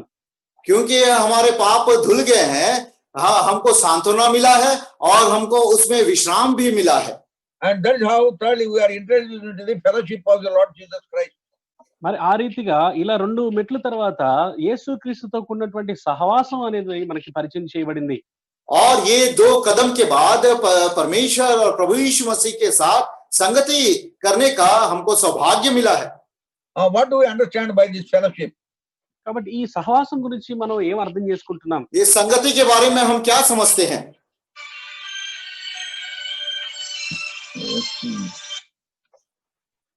This fellowship means fellowship with God who is in heaven and fellowship with the fellow believers on this earth. కాబట్టి ఈ సహవాసం అనేది దాని గురించి సంగతి ఏంటంటే, మరి సింహాసనాసనుడు ఆకాశం అందున్నటువంటి దేవునితో సహవాసము, ఆ తర్వాత మన చుట్టూ ఉన్నటువంటి, మన పక్కన ఉన్నటువంటి దేవుని బిడ్డలతో సహవాసము. संगति का यह मतलब है परमेश्वर जो स्वर्ग में निवास करता है उनके साथ, और परमेश्वर के जो संतान है इस पृथ्वी पर उनके साथ संगति रखना है। See Matthew's Gospel chapter 6. మత్తయి సువార్త 6వ అధ్యాయం. मत्ती रचित सुसमाचार 6 अध्याय। Matthew's Gospel chapter 6 verse 9. 9వ వచనం. మత్తయి సువార్త 6వ అధ్యాయము 9వ వచనం. मत्ती रचित सुसमाचार 6 अध्याय उसका 9 पद। After this manner therefore pray ye, our Father which art in heaven, hallowed be thy name. కాబట్టి మీరిలాగు ప్రార్థన చేయుడి, పరలోకమందున్న మా తండ్రి, నీ నామము పరిశుద్ధపరచబడును గాక, నీ రాజ్యము వచ్చుగాక, నీ చిత్తము పరలోకమందు నెరవేరుచున్నట్లు భూమి అందును నెరవేరును గాక. अतः तुम इस रीति से प्रार्थना किया करो, हे मेरे पिता, तू जो स्वर्ग में है, तेरा नाम पवित्र माना जाए। No, here I would like to drive your attention to that expression, our Father. ఇక్కడ ఒక మాట గురించి మీ దృష్టికి తీసుకురావాలని నేను కోరుతున్నాను. మా తండ్రి అనే మాట. और यहाँ पे जो छोटा भाग है, हे मेरे पिता, इस भाग को मैं आपकी दृष्टि में लाना चाहता हूँ। When you read and meditate the word of God, you have to highlight certain expressions the Spirit of God has used. It is only then you will understand the meaning of that verse. మరి దేవుని యొక్క వాక్యం మీరు చదువుతూ ధ్యానిస్తున్నప్పుడు పరిశుద్ధాత్ముడు రాయించినటువంటి కొన్ని మాటలు లేదా కొన్ని ఎక్స్ప్రెషన్స్ యొక్క భావాన్ని లోతుగా మనం అర్థం చేసుకోవాలి. అప్పుడే ఆ వచనం యొక్క పూర్తి గ్రహింపు మనకు కలుగుతుంది. जब हम परमेश्वर के वचन को पढ़ते हैं पवित्र आत्मा के प्रेरणा के द्वारा जो कुछ कुछ खास बातें लिखा गया है उसको हमको समझना है, तभी हम पूरे अध्याय या पूरे वचन को हम ठीक से समझ पाएंगे। Our Father in heaven. మా పరలోకమందున్న మా తండ్రి, నా తండ్రి అనగా हमारे మా తండ్రి. पिता जो स्वर्ग में है। Our Father means my Father who is in heaven and my fellow believers on this earth. చూడండి దాని పరలోకమందున్న మా తండ్రి అంటే మరి పరలోకమందున్న నా తండ్రి మాత్రమే కాదు, నాతో పాటు ఉన్నటువంటి నా సహోదరుల యొక్క తండ్రి కూడా అని. हमारे पिता जो स्वर्ग में है, इसका मतलब हमारे पिता जो स्वर्ग में है और साथ में जब परमेश्वर के संतगण जो इस पृथ्वी पर है। So we have fellowship with the Father who is in heaven. At the same time, we have fellowship with the fellow believers on this earth. మరి పరలోకమందున్న ఆ దేవునితో మనం సహవాసం కలిగి ఉన్నాం. అదే సమయంలో దేవుని బిడ్డలైనటువంటి తోటి సహోదర సహోదరులతో సహవాసం కలిగి ఉన్నాం. तो संगति का यह मतलब है कि स्वर्ग में जो पिता है उनके साथ संगति और परमेश्वर के संतगण और हमारे संतगण विश्वासी के साथ संगति रहना है। Once in one fellowship, I asked one sister, because there are some God servants also living there, some brothers and sisters who are getting trained. I asked one sister, when did you speak to that particular sister last time? చూడండి ఒక చోట ఒక సహోదరితో నేను ఇలా అడిగాను, ఎందుకంటే వాళ్ళ దగ్గర కొద్దిమంది దైవ సేవకులు తర్ఫీదులో ఉన్నారు. ఆవిడ్ని ఉద్దేశించి నేను మాట్లాడుతూ పలానా సహోదరితో మీరు ఎప్పుడు మాట్లాడారు అని అడిగాను. और एक कलीसिया में जहाँ पे परमेश्वर के दास और दासिया का अभ्यास होता, ट्रेनिंग में रहते हैं, वहां पर मैं एक बहन से पूछा कि फलाने बहन से आप कब आखिर बार बात किए हैं? She said very immediately, 15 years ago. అప్పుడు వెంటనే తడుముకోకుండా చెప్పింది, 15 ఏళ్ల కిందట మాట్లాడానండి అని చెప్పింది. और वो बहन तुरंत बिना रुके हिचकिचाए कही कि 15 साल पहले मैंने बातें की है। They are all there in the fellowship. They live together in that place. మరి వారందరూ సహవాసంలో ఉన్నారు, వారందరూ కలిసి ఒకే చోట నివాసం చేస్తున్నారు.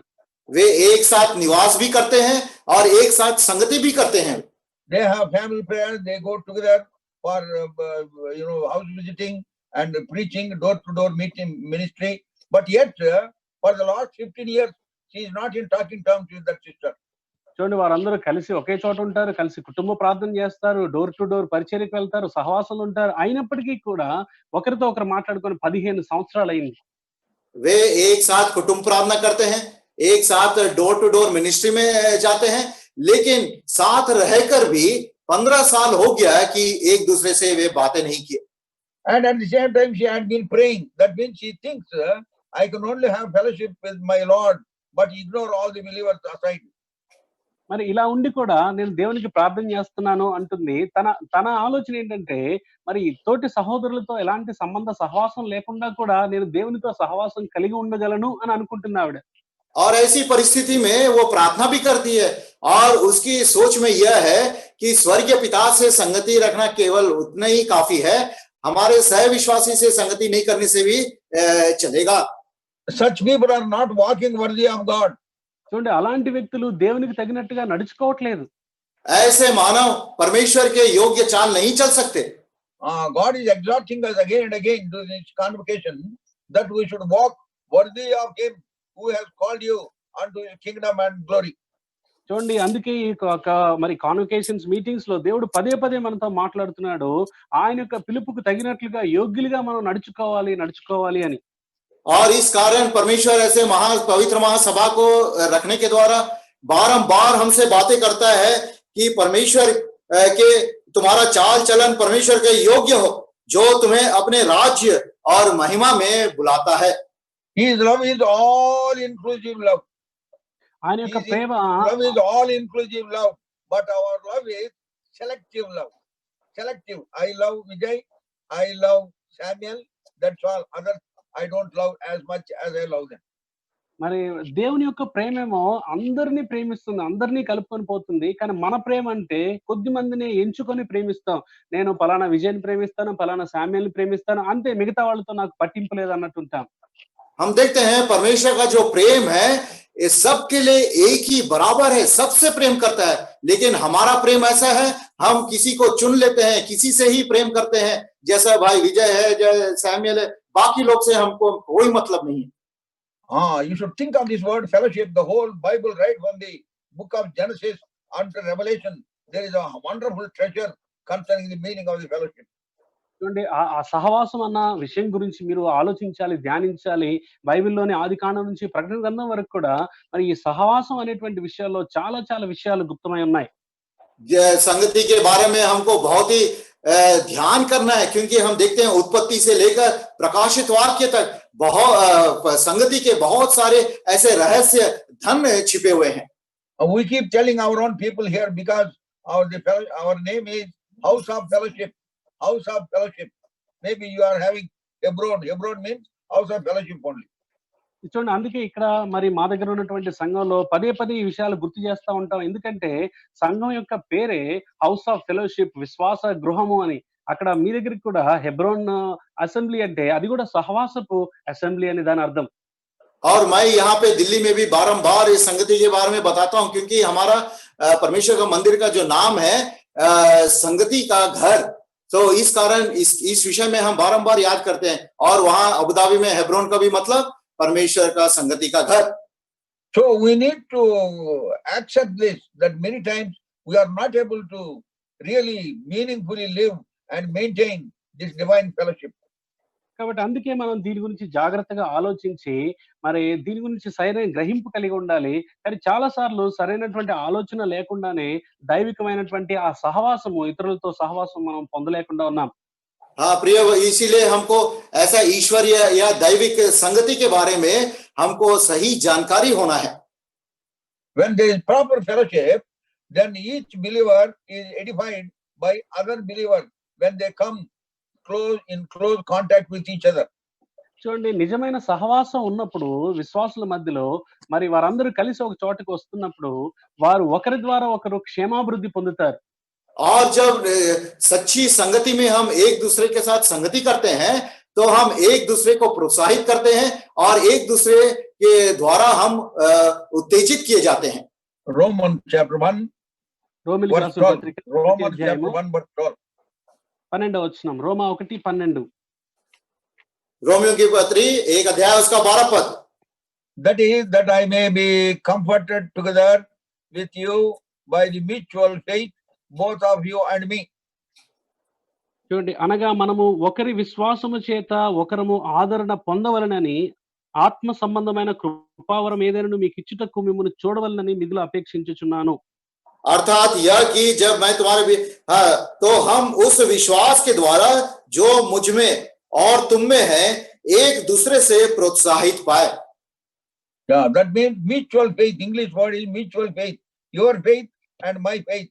When we come together, we are mutually benefited, mutually blessed, mutually edified. మరి నాకు కలిగి ఉన్న విశ్వాసం నీకు కలిగి ఉన్న విశ్వాసం ఇంగ్లీష్ లో మ్యూచువల్ ఫెయిత్ అని ఉంది. ఒకరి విశ్వాసము చేత ఒకరము ఒక దగ్గరికి వచ్చినప్పుడు ఒకరి చేత ఒకరము క్షేమాభివృద్ధి పొందుతాం. और यहाँ पे जैसे लिखा है मेरा विश्वास तुम्हारा विश्वास, और इंग्लिश में लिखा म्यूचुअल, यहाँ पे भी लिखा है एक दूसरे के विश्वास के द्वारा हम प्रोत्साहित किए जाते हैं और आशीषित किए जाते हैं। In such fellowship, there is power. The power of God will be in operation. చూడండి అలాంటి విశ్వాసం ఆ సహవాసం ఎక్కడ ఉంటుందో అక్కడ దేవుని యొక్క శక్తి, దైవ శక్తి అక్కడ కలిగి ఉంటారు వాళ్ళు. एक दूसरे के विश्वास के द्वारा जब प्रोत्साहित पाते हैं, उस संगति में परमेश्वर की सामर्थ का हम अनुभव करते हैं। Fourth city is Bezer. Bezer means power of God, power. మరి 4వ పురము పేరు బేజరు, దాని అర్థము దేవుని యొక్క శక్తి. और चौथा बेसेर जो है वो परमेश्वर की सामर्थ और शक्ति। We find in 1 Corinthians chapter 1 verse 24, Christ the power of God and the wisdom of God. చూడండి కొరింథీయులకు రాసిన మొదటి పత్రిక 24వ వచనంలో మనం చదువుతాము, ఈ క్రీస్తు దేవుని యొక్క శక్తి అయి ఉన్నాడు అన్న మాట మనం అక్కడ చదువుతాం. క్రీస్తు దేవుని శక్తియును దేవుని జ్ఞానమునై ఉన్నాడు. 1 Corinthians 1:24. 1 కొరింథీ 1:24. पहला कोरिन्थी पहला अध्याय उसका 24 पद में लिखा है कि परंतु जो बुलाया है वे यहूदी और परमेश्वर की सामर्थ, परमेश्वर का ज्ञान। So God is full of power and he gives that power to live for him. చూడు, దేవుడు ఎంతో శక్తి కలిగి ఉన్నాడో ఆయన కొరకు బ్రతికే వారి కోసం ఆయన ఆ శక్తిని ధారాళంగా ఇస్తాడు. और परमेश्वर का सामर्थ और ज्ञान, और जो उस परमेश्वर के लिए जीते हैं, ये सामर्थ और ज्ञान परमेश्वर उन्हें देता है। Matthew's Gospel, chapter 28, verse 18. మత్తయి సువార్త 28వ అధ్యాయము 18వ వచనం. मत्ती रचित सुसमाचार 28 अध्याय और उसका 18 पद। And Jesus came and spake unto them, saying, all power is given unto me in heaven and in earth. అయితే యేసు వారి యొద్దకు వచ్చి, పరలోకమందును భూమి మీదను నాకు సర్వాధికారము ఇయ్యబడి ఉన్నది. यीशु ने उनके पास आकर कहा, स्वर्ग और पृथ्वी का सारा अधिकार मुझे दिया गया है। And then he said in verse 20, teaching them in observe all things whatsoever I have commanded you, and lo, I am with you always, even unto the end of the world. Amen. ఆ తర్వాత 20వ వచనం అంటున్నాడు, నేను మీకు ఏ సంగతులను ఆజ్ఞాపించితునో వాటన్నిటినీ గైకొనవలెనని వారికి బోధించుడి. ఇదిగో నేను యుగ సమాప్తి వరకు సదాకాలము మీతో కూడా ఉన్నానని వారితో చెప్పెను. और उनको उपदेश जैसे कहता है 20 पद में, और उन्हें सब बातें जो मैंने तुम्हें आज्ञा दी है मानना सिखाओ, और देखो मैं जगत के अंत तक सदा तुम्हारे संग हूं। So when God commissioned his disciples for a great work, he gave his power. Thereby he linked his omnipotence, his power with their weakness and shortcoming, so that they could be empowered to do the work of the Lord. చూడండి, దేవుడు తన యొక్క శిష్యులకు ఈ గొప్ప పని అప్పచెప్పినప్పుడు ఈ సర్వాధికారం గురించి మాట్లాడుతూ వారి యొక్క పనికి ఆయన యొక్క అధికారానికి జత చేస్తూ వారి బలహీనతలన్నిటిలో కూడా తన యొక్క అధికారాన్ని, తన శక్తిని వారికి ఇస్తూ ఆ శక్తితో వారు పని చేయాలని ప్రభు కోరుకున్నాడు. और जब मसीह अपने चेलों को नियुक्त किया इस कार्य के लिए, हम देखते हैं यही सामर्थ और बल और शक्ति उनके निर्बलताओं में उनको प्रदान किया। So we have power in him as you live for him and follow him. మరి ఆ యేసుని వెంబడించేటప్పుడు, యేసు కొరకు జీవించేటప్పుడు యేసు యొక్క శక్తి నీకు అనుగ్రహించబడుతుంది, నీలో ఉంటుంది. जब मसीह के लिए हम जीते हैं, मसीह का हम अनुसरण करते हैं, तो मसीह की सामर्थ्य हमें प्राप्त होता है। It is that power of God that lifts us up higher and higher, so that we may grow in the grace of the Lord and attain that spiritual level of maturity. చూడండి, మనం ప్రభు యొక్క కృపలో రోజు రోజుకి ఎదిగేదాని కొరకై, ఆత్మీయమైనటువంటి పరిణితి చెందేదాని కొరకై మనల్ని దినదినము పైకి ఎత్తి పట్టుకునేది దేవుని యొక్క శక్తి. और यही परमेश्वर की शक्ति के द्वारा हम दिन प्रतिदिन ऊंचे और ऊंचे परमेश्वर की स्तर में हम पहुंच सकते हैं। The next city is Ramoth. Ramoth means heights. That means in him we have spiritual heights. Unnata sthalamulu ayanalo unnai. మరి ఆ తర్వాత పట్టణము రామోతు, దాని అర్థము ఉన్నతమైన స్థలము. ఆయనలోనే, ఆయన శక్తిలోనే ఉన్నతమైన స్థలాన్ని మనం చేరుకుంటాం. और जो बाद में जो नगर है वो रामोत है, ये ऊंचाई को प्रकट करता है, और परमेश्वर की सामर्थ के द्वारा ही हम उस ऊंचाई को पहुंच सकते हैं या फिर वहां पे जा सकते हैं। A believer, when he is born again, he wants to grow in the grace of the Lord, go higher and higher, but there is a gravitational pull of this world which brings you down onto this earth, so that you may not go higher and higher. చూడండి, ఒక రక్షించబడినటువంటి వ్యక్తి దేవుని కృపలో, జ్ఞానంలో దినదినం పెరిగి ఆ వృద్ధి చెందుతూ ఉన్నతమైన స్థలానికి చేరుకోవాలని అనుకుంటాడు. కానీ భూమికి ఆకర్షణ శక్తి ఎలా ఉందో అలానే ఈ విశ్వాసిని పైకి ఎదగకుండా కిందికి లాగేటువంటి ఈ లోకపు శక్తి అనేది అతని మీద పనిచేస్తా ఉంటుంది. और जब एक मनुष्य उद्धार पाता है, विश्वासी बन जाता है, वो परमेश्वर की अनुग्रह में ऊंचा और ऊंचा बढ़ना चाहता है, लेकिन जैसा ये पृथ्वी की आकर्षण का शक्ति है नीचे खींचता है, वैसी संसार का आकर्षण उसे नीचे खींचता है, ना कि हम ऊंचा में बढ़े। 1 John chapter 2 verses 15 and 16. యోహాను రాసిన మొదటి పత్రిక 2వ అధ్యాయము 15-16 వచనాలు. पहला यूहन्ना पहला अध्याय 15 और 16 पद। दो अध्याय second. दो अध्याय। Love not the world, neither the things that are in the world. If any man love the world, the love of the Father is not in him. For ఈ లో all that is in the world, the lust of the flesh and the lust of the eyes and the pride of life is not of the Father, but is of the world. ఈ లోకమునైనను లోకములో ఉన్న వాటినైనను ప్రేమింపకుడి. ఎవడైనను లోకమును ప్రేమించిన ఎడల ఆ తండ్రి ప్రేమ వానిలో ఉండదు. లోకములో ఉన్నదంతయు అనగా శరీరాశయు నేత్రాశయు జీవపుడంబమును తండ్రి వలన పుట్టినవి కావు, అవి లోక సంబంధమైనవే. तुम ना तो संसार से और ना संसार में की वस्तुओं से प्रेम रखो। यदि कोई संसार से प्रेम रखता है तो उनमें उसमें पिता का प्रेम नहीं है, क्योंकि जो कुछ संसार में है अर्थात शरीर की अभिलाषा और आंखों की अभिलाषा और जीविका का घमंड, वह पिता की ओर से नहीं परंतु संसार ही की ओर से है। In the spiritual life, the lust of the flesh, lust of the eyes, pride of life is the gravitational pull to stop, to pull down onto the earthly level, so that we may not climb higher and higher and enjoy the presence of the Lord. చూడండి, మన యొక్క ఆత్మీయ జీవితంలో రోజు రోజుకి పైకి ఎదుగుతూ దేవుని యొక్క సన్నిధిని మనం అనుభవించకుండా ఈ కిందికి లాగేటువంటి నేల మట్టుకు దిగజార్చేటువంటి ఏంట్రా అంటే ఆ శరీరాశ, నేత్రాశ, జీవపుడమము, ఈ మూడు గొప్పగా పనిచేస్తా ఉంటాయి.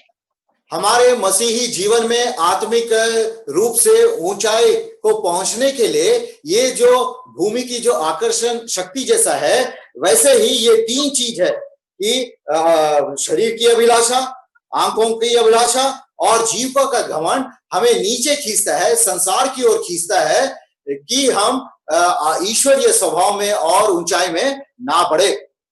Satan knows in a higher level of spiritual experience, a believer will have close communion with God. That's why the Satan always wants to bring you down if you yield to the temptations. చూడండి, సాతానికి బాగా తెలుసు ఏంటంటే ఒక విశ్వాసి కనుక పైకి ఎదుగుతూ వెళ్తే దేవుని యొక్క పరిపూర్ణమైన సన్నిధి సహవాసాన్ని తను అనుభవిస్తాడు. కాబట్టి అలా చేయకుండా ఈ లోకంలో ఉన్న శోధనలను చూపించి ప్రలోభ పెట్టి కిందికి లాగేయటానికి, శోధనకు లోబడితే కిందికి లాగి పడేయటానికి ప్రయత్నం చేస్తా ఉంటాడు. शैतान को बहुत भली भांति मालूम है कि अगर हम आत्मिक जीवन में ऊंचाई की ओर जाते हैं तो परमेश्वर के साथ बहुत ही नजदीक संबंध हमारा होता है, संगति होता है। इस कारण ऐसे अभिलाषाओं को हमारे जीवन में लाकर पृथ्वी की ओर हमें खींचता है। There is a special significance to the heights in the word of God, in that whenever God wants to open up his heart to Moses, he always called him, come on to the mount, come on to the mount, that we find in Exodus chapter 19, Exodus chapter 24 and Exodus chapter 34. చూడండి, మన ఈ ఉన్నతమైన స్థలము లేకపోతే ఎత్తైన స్థలాల గురించి బైబిల్లో దానికి చాలా ప్రాముఖ్యత ఉంది. ఎప్పుడైనా దేవుడు తన యొక్క మనసు విప్పి చెప్పాలి అనుకున్నప్పుడు, తన యొక్క మనసులో మాట తెలియజేయాలి, ప్రత్యక్షపరచుకోవాలనుకున్నప్పుడు మోషేని కొండ మీదకి, పర్వతం మీదకి రమ్మంటాడు. అదే మనం నిర్గమకాండం 19వ అధ్యాయం 24వ అధ్యాయంలో అక్కడ మనం చదవగలుగుతాం. और हम देखते हैं जो ऊंचाई का जो शब्द है बहुत ही प्रामुख्य है पवित्र बाइबल में, क्योंकि जब कभी परमेश्वर अपनी मन की बातों को प्रकट करना चाहता है, हम देखते हैं मूसा के जीवन में भी परमेश्वर कई बार पर्वत की चोटी, पर्वत के ऊपर हम निर्गमन 19 अध्याय, 24 अध्याय और 34 अध्याय में भी हम देखते हैं ऊंचाई के बारे में। After the flood, where did the ark of Noah rested? It was on Mount Ararat, not in some valley or in some plain. జలప్రళయం వచ్చి ఆ నీరంతా అణిచిపోయిన తర్వాత, తగ్గిపోయిన తర్వాత ఆ నోవహు యొక్క ఓడ ఎక్కడ నిలిచింది? అరారోతు పర్వతం పైన ఆగింది. हम देखते हैं ये जल प्रलय खत्म होने के बाद नोवा का जो नाव है वो अरारत पर्वत के ऊपर टिक गया, ना कि ये भूमि जमीन पर। It is on Mount Ararat as it rested, the new life emerged out of the ark. చూడండి, అరారోతు పర్వతం మీద నిలిచిందై ఒక ఆర్క్ లో, ఆ ఓడలో ఉన్న వారికి ఒక నూతన జీవం, ఎత్తైన జీవితాన్ని దాని గురించి అది మాట్లాడుతుంది. New life in that 1 minute, Noah and the children, they came out of the ark. That means it signifies new life after the flood emerged out of the ark. చూడండి, ఆ జలప్రలయం తగ్గిపోయిన తర్వాత నోవహు తన కుటుంబము ఆ ఓడలోంచి బయటకు వచ్చినప్పుడు ఒక నూతనమైన జీవితము, నూతన సృష్టిగా, నూతన జీవితముతో ఆరంభించారు, బయటకు వచ్చారు. जल प्रलय खत्म होने के बाद ये जो नोवा का जो नाव उस अरारत पर्वत पर जब टिक गया, वहां से नोवा और उसकी परिवार वो नाव से जब बाहर निकल आए, वहां हम देखते हैं एक नया जीवन, एक नया सृष्टि। When did God reveal himself to Moses? It is on Mount Horeb, where God revealed himself saying, I am God of Abraham, God of Isaac, God of Jacob. చూడండి, దేవుడు మోషేకు తను తాను ఎక్కడ ప్రత్యక్షపరుచుకున్నాడు? అది హోరేబు పర్వతం మీద పైన తను తాను బయలుపరుచుకుంటూ, నేను అబ్రహాము దేవుడును, ఇస్సాకు దేవుడును, యాకోబు దేవుడును అని ఆయన పర్వతం మీద బయలుపరుచుకున్నాడు. और हम देखते हैं परमेश्वर ने अपने आप को मूसा को भी उस होरेब पर्वत के ऊपर प्रकट किया और कहा, मैं अब्राहम, इसहाक और याकूब का परमेश्वर हूं। And God asked Abraham to offer his son Isaac as an offering. Where? It is on Mount Moriah. చూడండి, అబ్రహామును పిలిచి తన యొక్క కుమారుడైన ఇస్సాకును బలిగా అర్పించమన్నది ఎక్కడ? అది మౌంట్ మోరియా పర్వతం పైన అర్పించమని కోరాడు. और जब परमेश्वर ने अब्राहम को अपने प्रिय पुत्र इसहाक को बलि चलाने के लिए कहा, उसने उस पर्वत मोरिया में बलिदान करने के लिए कहा। That is where he got that wonderful commendation in verse 20, chapter 22, verse 12. Now I know that thou fearest God. చూడండి, అప్పుడే ఆ అబ్రహాము దేవుని దగ్గర నుంచి ఒక గొప్ప మాట కితాబు అందుకున్నాడు. అదేంటంటే ఆదికాండం 22వ అధ్యాయం 12వ వచనంలో, దీనిని బట్టి నువ్వు నాకు భయపడుచున్నావని నేను ఎరుగుతున్నాను ఇప్పుడు. और वहीं पे उसने परमेश्वर के द्वारा एक अच्छे गवाही को प्राप्त किया। कहता है, इससे अब मैं जान गया कि तू परमेश्वर का भय रखता है। Then Moses spent 40 days and 40 nights with God, the God of heaven, twice. That is where? On Mount Zion. కాబట్టి మోషే కూడా 40 పగళ్ళు 40 రాత్రులు దేవునితో 2 సార్లు ఆ యొక్క సియోను పర్వతం పైన దేవునితో గడిపాడు. और मूसा के जीवन में भी हम देखते हैं 2 बार उस सिय्योन पर्वत पर 40 दिन 40 रात परमेश्वर के साथ संगति करता रहा। And then Elijah prayed and fire came down from heaven. Where did this happen? It happened on Mount Carmel. చూడండి, ఏలియా ప్రార్థన చేసినప్పుడు ఆ అగ్ని పరలోకం నుంచి అగ్ని కురిపించబడింది. అది ఎక్కడ జరిగింది? కర్మేలు పర్వతం పైన జరిగింది. और एलिया भी जब प्रार्थना किया तो आग स्वर्ग से नीचे उतर आया, वो भी पर्वत कार्मेल में हुआ। And again on Mount Moriah, Solomon built the temple of God. ఆ తర్వాత మోరియా పర్వతం పైనే సొలొమోను దేవునికి ఒక మందిరాన్ని కట్టాడు. और मोरिया पर्वत पर ही सुलेमान राजा ने परमेश्वर का मंदिर को स्थापित किया, निर्माण किया।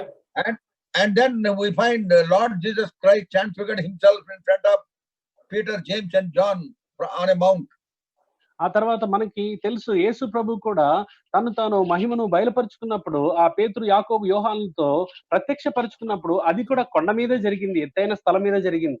और हम देखते हैं प्रभु यीशु मसीह भी पतरस, यूहन्ना, याकूब के सामने जब वो रूपांतर हो गया, वो कार्य भी एक पर्वत के ऊपर हुआ।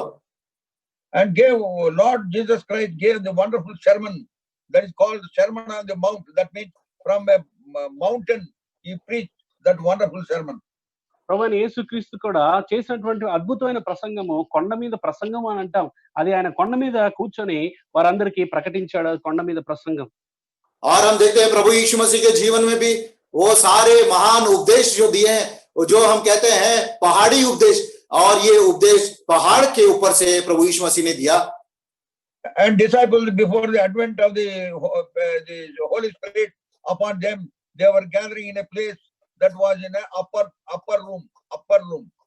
ఆ శిష్యులందరూ కూడా పరిశుద్ధాత్మ గురించి కనిపెడతా ఉన్నప్పుడు వాళ్ళందరూ ఎక్కడుండి ఎదురు చూస్తూ ప్రార్థన చేశారంటే, మరి మేడ గది పైన ఉన్నటువంటి గది మీద, ఎత్తైన గదిలో ఉండి వారు ప్రార్థించారు. और सब चेले को हम देखते हैं ऊपरी कोठरी में वे बंद हुए, वे बाट जोड़े थे पवित्र आत्मा के लिए। That we find in Acts chapter 1 verse 13. అపోస్తుల కార్యంలో 1వ అధ్యాయం 13వ వచనంలో ఆ సంగతి మనం చదువుతాం. प्रेरितों के काम 1 अध्याय 13 पद में हम देखते हैं। Then see concerning our life, believers themselves. Ephesians chapter 2. ఇప్పుడు మన విశ్వాసులుగా మనకు సంబంధించినటువంటి విషయాలు చూద్దాం. ఎఫెసీయులకు రాసిన పత్రిక 2వ అధ్యాయం. इफिसियों की पत्री 2 अध्याय में हम देखेंगे अब हम हमारे विश्वासी जीवन के लिए क्या बातें हैं। Ephesians chapter 2 verse 6. ఎఫెసీయులకు రాసిన పత్రిక 2వ అధ్యాయం 6వ వచనం. इफिसियों की पत्री 2 अध्याय उसका 6 पद। and has raised us up together and made us sit together in heavenly places in Christ Jesus. తెలుగులో 7వ వచనంలో ఉంది, క్రీస్తు యేసునందు మనలను ఆయనతో కూడా లేపి పరలోకమందు ఆయనతో కూడా కూర్చుండబెట్టెను. ये हिंदी में 6 पद, और मसीह यीशु में उसने साथ उठाया और स्वर्गीय स्थानों में उसके साथ बैठाया. Though we are on this earth, after we are saved by faith, that heavenly place is the spiritual abode of a believer. చూడండి, మనం రక్షించబడిన తర్వాత మనము భౌతికంగా ఈ భూమి మీద ఉన్నప్పటికీ కానీ ఆత్మీయంగా మన యొక్క స్థానము పరలోకమందు ఉంది. మనం అక్కడ కూర్చుండబెట్టబడిన వారము. जब हम उद्धार पा लेते हैं, हमारे आत्मिक जीवन में ये जो स्वर्ग है, स्वर्गीय स्थान हमारा निवास स्थान बन जाता है, हमारा रहने का स्थान बन जाता है, हालांकि हम इस पृथ्वी पर होने पर भी. In Philippians, Ephesians, Paul uses this word high places, heavenly places. That is where by faith we dwell to have close communion with the Lord. చూడండి, ఎఫెసీ రాసిన పత్రికలో ఉన్నత స్థలము, పరలోకము అనేటువంటి మాటలు ఎక్కువ ఉపయోగిస్తాడు. దాని అర్థం ఏంటంటే రక్షించబడినటువంటి మనం విశ్వాసముతో దేవునికి దగ్గరగా ఆయనతో సహవాసం కలిగి ఉంటాం, పరసంబంధమైన సహవాసం కలిగి ఉంటాం. और ये जो इफिसियों के पत्र में हम देखते हैं उत्तम स्थान और ऊंचे स्थान, जब हम विश्वास के द्वारा उद्धार पाते हैं तो ऐसी स्वर्गीय स्थानों का हम भागीदार होते हैं. Ephesians chapter 1 verse 3. ఎఫెసీయులకు రాసిన పత్రిక 1వ అధ్యాయం 3వ వచనం. इफिसियों के पत्र पहला अध्याय उसका 3 पद. Blessed be the God, the Father of our Lord Jesus Christ, who has blessed us with all spiritual blessings in heavenly places in Christ. మన ప్రభు అయిన యేసు క్రీస్తు యొక్క తండ్రి యొక్క దేవుడు స్తుతింపబడును గాక. ఆయన క్రీస్తునందు పరలోక విషయములలో ఆత్మ సంబంధమైన ప్రతి ఆశీర్వాదమును మనకు అనుగ్రహించెను. हमारे प्रभु यीशु मसीह के परमेश्वर और पिता का धन्यवाद हो कि उसने हमें मसीह में स्वर्गीय स्थानों में सब प्रकार की आत्मिक आशीष दी है. We understand where we have the blessings. Our blessings are in heavenly places in Christ. చూడండి, ఇప్పుడు మన ఆశీర్వాదాలు ఏంటో అర్థమవుతున్నాయి కదా. మన ఆశీర్వాదాలు పరలోక విషయంలో ఆత్మ సంబంధమైన ప్రతి ఆశీర్వాదం అది క్రీస్తులో మనం పొందిన ఆశీర్వాదాలు. मसीही के लिए सभी आशीष जो है मसीह में स्वर्गीय स्थानों में रखा गया है. That tells us very clearly it is only in a very higher level of spiritual experience we can enjoy these blessings and have communion with the Lord. చూడండి, ఈ విషయాలన్నీ బాగా స్పష్టంగా మనకి బోధిస్తున్న సంగతులు ఏంటంటే కేవలము ఉన్నతమైనటువంటి క్రైస్తవ జీవితము, హెచ్చించబడిన క్రైస్తవ జీవితంలో మాత్రమే క్రీస్తునందు ఇలాంటి పరసంబంధమైన ప్రతి ఆశీర్వాదాన్ని మనం అనుభవిస్తామని. और ये सारी चीज हमको यह समझाता है कि जब हमारा आत्मिक जीवन एक उत्तम और ऊंचाई स्तर में रहता है, तभी हम ये सारे स्वर्गीय स्थानों की आशीष मसीह में जो है उसका अनुभव कर सकते हैं. Now we keep on this meditation together, then we understand where our life began and how it proceeds. It began with holiness, then we are comforted, then we have fellowship with the fellow believers and God, and then we are empowered, and then with that power we go higher and higher in our spiritual life. చూడండి, ఇప్పుడు మనం ఈ యొక్క మన ఆత్మీయ జీవితం ఎలా ఆరంభించబడింది, ఎలా కొనసాగించబడుతుందో అన్న సంగతి ఈ యొక్క మరి అడుగు తర్వాత అడుగు మనం చూసాం. మొదటిగా ప్రభు దగ్గరికి వచ్చి పరిశుద్ధీకరించబడ్డాం. ఆ తర్వాత పరిశుద్ధీకరించబడిన కారణాన్ని బట్టి విశ్రాంతి, ఆదరణ పొందుతున్నాం. ఆ తర్వాత దాన్ని బట్టి ప్రభుతో సహవాసంలోనికి వచ్చాం. ఆ సహవాసం తర్వాత మనం దేవుని యొక్క శక్తిని ఆ సహవాసంలో పొందుతున్నాం. ఆ శక్తి పొందిన వారమై ఆత్మీయ జీవితంలో పైపైకి ఎదుగుతున్నాం. और हम देखते हैं हमारे आत्मिक जीवन के जो प्रक्रिया कदम बाई कदम किस रीति से बढ़ता है. जब हम विश्वास के द्वारा उद्धार पाए हैं, हम पवित्र किए गए और पवित्रता के द्वारा हम मसीह में विश्राम पाए हैं या फिर सांत्वना पाए हैं, और उसके द्वारा परमेश्वर और संत गणों के साथ सहभागिता और संगति रखते हैं, और जिसके द्वारा हमको सामर्थ्य और बल प्राप्त होता है. और ये बल और सामर्थ्य परमेश्वर का जो हमें मिलता है, उसके द्वारा हम और ऊंचा आत्मिक स्तर में बढ़ते हैं. Yeah, we go higher and higher in our spiritual life. మన యొక్క ఆత్మీయ జీవితంలో పైపైకి ఎదుగుతూ ఉంటాం. हमारे आत्मिक जीवन में और ऊंचा बढ़ते हैं. One fellow took his son to the airport to show him the aeroplanes. ఒక వ్యక్తి వాళ్ళ అబ్బాయిని తీసుకొని ఎయిర్పోర్ట్ కి వెళ్ళాడు. ఎందుకంటే అక్కడున్న విమానాలను చూపించడానికి. हाँ, एक पिता ने अपने बच्चे को एयरपोर्ट ले गया ताकि वहां के जहाज को दिखाने के लिए। Then the boy saw the airplanes and he got shocked and stunned and said, Papa, itna bada, so big a flight, how it flies into the air? ఆ పిల్లోడు అంటున్నాడు ఆ విమానాన్ని చూడగానే ఆశ్చర్యపోయి, నాన్న ఏంటి ఇంత పెద్దగుంది విమానం, ఇంత పెద్ద విమానం వస్తూ ఆకాశంలో ఎలా ఎగురుతుంది అని అడిగాడు. और जब उसके बेटे ने वो जहाज को देखा, वो घबरा गया और चौंका गया और कहता है पिता से, इतना बड़ा जहाज हवा में और आकाश में कैसा उड़ता है? Then father does not know the science. He said only this, beta, वो ऊपर जाते जाते छोटी हो जाती है. ఈ తండ్రి పెద్దగా చదువుకోలేదు, దాని గురించి తెలియదు కాబట్టి అన్నాడు, ఏం లేదమ్మా, అది పైపైకి ఎగిరే కొద్దీ ఈ విమానం పెద్ద విమానం చిన్నగా అయిపోద్ది, అందుకే తేలిగ్గా ఎగురుతుంది అని చెప్పాడు. क्योंकि उसके पिता को वैज्ञानिक के बारे में उतना ज्ञान नहीं था, तो उसने कहा बेटे से, जैसा ये उड़ता ऊंचा जाते रहता है, वो छोटा होता है. That's how when we see the flight, it becomes very small. అందుకే మనం ఆకాశంలో ఎగురుతున్న విమానం చూసినప్పుడు అది చాలా చిన్నగా కనపడుతుంది. इस कारण जब नीचे से हम उस जहाज जब उड़ता देखते हैं तो बहुत छोटा दिखता है. But what is the scientific process by which this such a heavy structure with so many tons of weight goes like a bird and flies into the air? అయితే ఇంత బరువు ఉన్నటువంటి, ఇంత వందల వేల కిలోలు ఉన్నటువంటి ఇంత బరువైన విమానం ఆకాశంలో అంత సులభంగా ఎలా ఎగురుతుంది? దీని వెనకాల ఉన్న సాంకేతికత ఏంటి? और ये वैज्ञानिक प्रक्रिया क्या है कि ऐसे भारी जहाज हवा में एक चिड़िया जैसा उड़ता है? It is because of aerodynamics, which works against the gravitational pull, which lifts up against the gravitational pull and takes it higher and higher. మరి ఏరోడైనమిక్స్ పుల్ అనేటువంటి నియమము ఈ యొక్క విమానాన్ని గురుత్వాకర్షణ శక్తిని దాటుకొని పైకి ఎగిరేటట్లు చేస్తుంది. అది దాని వెనకాల ఉన్న నియమం. और इसके पीछे जो रहस्य है वो एरोडायनामिक्स बोलते हैं, जिसके द्वारा ये it works against the gravitational pull. అది గురుత్వాకర్షణ శక్తికి దాటుకొని దానికి మించి అది ఎగురుతుంది. అది ఏరోడైనమిక్స్ అనేది గురుత్వాకర్షణ శక్తికి వ్యతిరేకంగా పనిచేస్తుంది. చెప్పు Samuel. It got stuck. I think brother is stuck, uncle. He's stuck. We will continue, huh? Uncle. He's coming. Coming, uncle, yes. Yeah.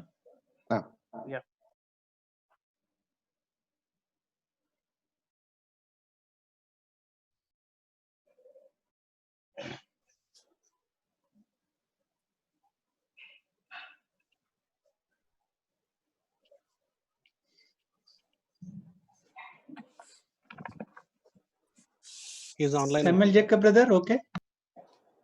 yes है ना? Okay. Yeah. Okay, uncle. So the aerodynamics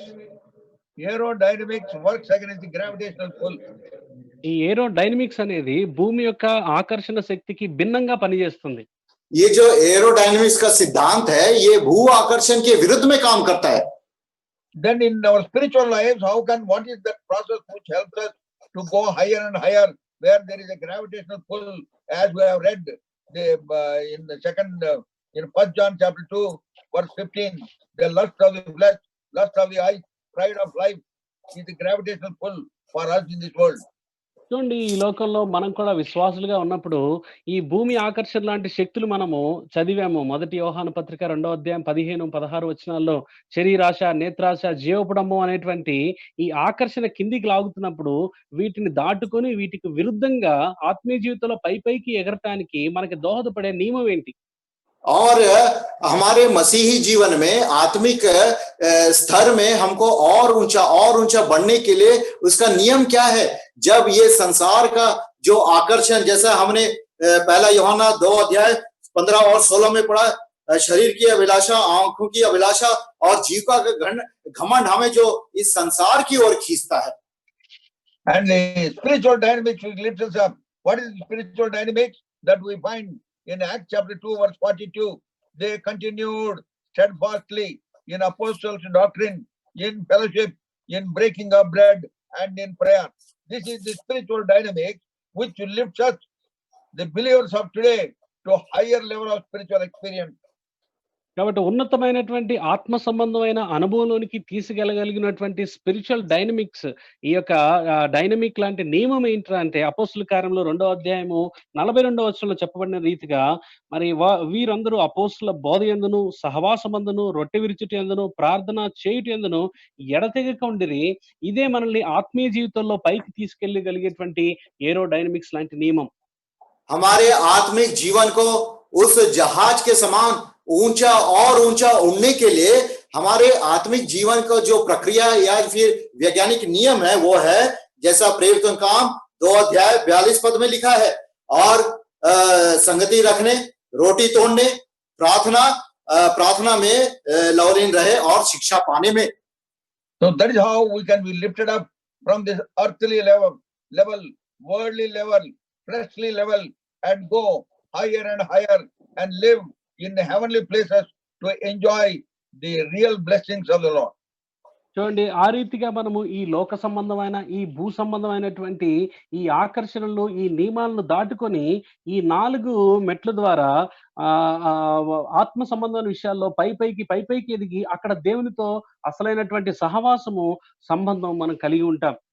और इस 4 प्रक्रिया के द्वारा शिक्षा, संगति, रोटी तोड़ना और प्रार्थना के द्वारा हम ये भू आकर्षण, जो संसार का आकर्षण से बचकर ऊंचे जाकर उस स्वर्गीय स्थानों में संगति कर सकते हैं हमारे परमेश्वर के द्वारा. It is only when we have the experience of higher level of spiritual experience we can walk worthy of God. కాబట్టి ఇలాంటి ఉన్నతమైన ఆత్మీయమైన అనుభవము, ఆ ఉన్నతమైనటువంటి ఆత్మీయ స్థితికి చేరుకున్నప్పుడు నిజంగా మనం దేవునికి తగినట్టు యోగ్యులుగా నడుచుకోగలుగుతాం. जब हमारे आत्मिक जीवन का ऐसा ऊंचा अनुभव होता है और उस ऊंचे स्तर में पहुंचते हैं, तभी हम परमेश्वर के योग्य चाल चल सकते हैं. May God bless this word. We will see more in the afternoon. దేవుడి యొక్క వాక్య భాగాన్ని దీవించును గాక. మరి మధ్యాహ్నం సెషన్ లో మనం ఇంకొన్ని విషయాలు నేర్చుకుందాం. परमेश्वर इस वचन के भाग को आशीषित करे और आगे का भाग हम दोपहर की सभा में देखेंगे. Shall we pray? ప్రార్థన చేసుకుందామా? प्रार्थना करेंगे. Our loving heavenly Father, పరలోకమందున్న ప్రేమ కలిగిన తండ్రి, प्रेमी स्वर्गीय पिता, our gracious and wonder working God, కృప కలిగిన అద్భుతములు చేయదగినటువంటి దేవ, हमारे अनुग्रहकारी और अद्भुत कार्य करने वाले परमेश्वर, thank thee for the word, the true and the living God, and there is none beside thee. That is why we have been here in thy presence to hear thy word. ప్రభువా, నీ యొక్క సన్నిధిలో చేరి మీ యొక్క స్వరం వినగలిగామంటే నువ్వు ఒక్కడివే సజీవుడు, సత్యవంతుడవు, నీవే దేవుడు, నీకు తప్ప వేరొక దేవుడు లేడు. हम धन्यवाद देते हैं, आप सच्चे हैं, जीवते परमेश्वर है, जिसके कारण हम आपकी उपस्थिति में आकर आपके वचन और धीमी आवाज को सुन सके. Lord, whatever word that we have heard may be watered and bring forth fruit in due time in everyone's life. ప్రభువా, ఇప్పటి వరకు మేము ఏదైతే ఏవి విషయాలు విని నేర్చుకున్నామో అవన్నీ కూడా తగిన సమయమందు ఫలం ఫలించేటట్లు విత్తబడిన వాక్యాన్ని నీరు కట్టి మీరు ఫలింపు చేయండి. हे पिता, अभी तक हमने जो वचन को सुना है, एक बीज के समान हमारे अंदर बोए गए, उसको आप पानी चराइए और आने वाले दिनों में वो फलवंत हो जाए. Prepare us for the evening meeting. సాయంకాలపు మీటింగ్ కొరకే మమ్మల్ని సిద్ధపరచండి. शाम की सभा के लिए हमें तैयार करें. Pray with thanksgiving in Jesus' precious name. కృతజ్ఞతాపూర్వకంగా యేసుక్రీస్తు ప్రశస్తమైన నామములో అడుగుచున్నాం తండ్రి. धन्यवाद के साथ यीशु मसीह के अनमोल नाम में मांगते हैं, सुन और ग्रहण करें. ఆమేన్. Amen. Now may the Amen. grace of our Lord and our Savior Jesus Christ, love of God, communion of the Holy Spirit be with us now and forevermore. Amen. Amen. आमीन.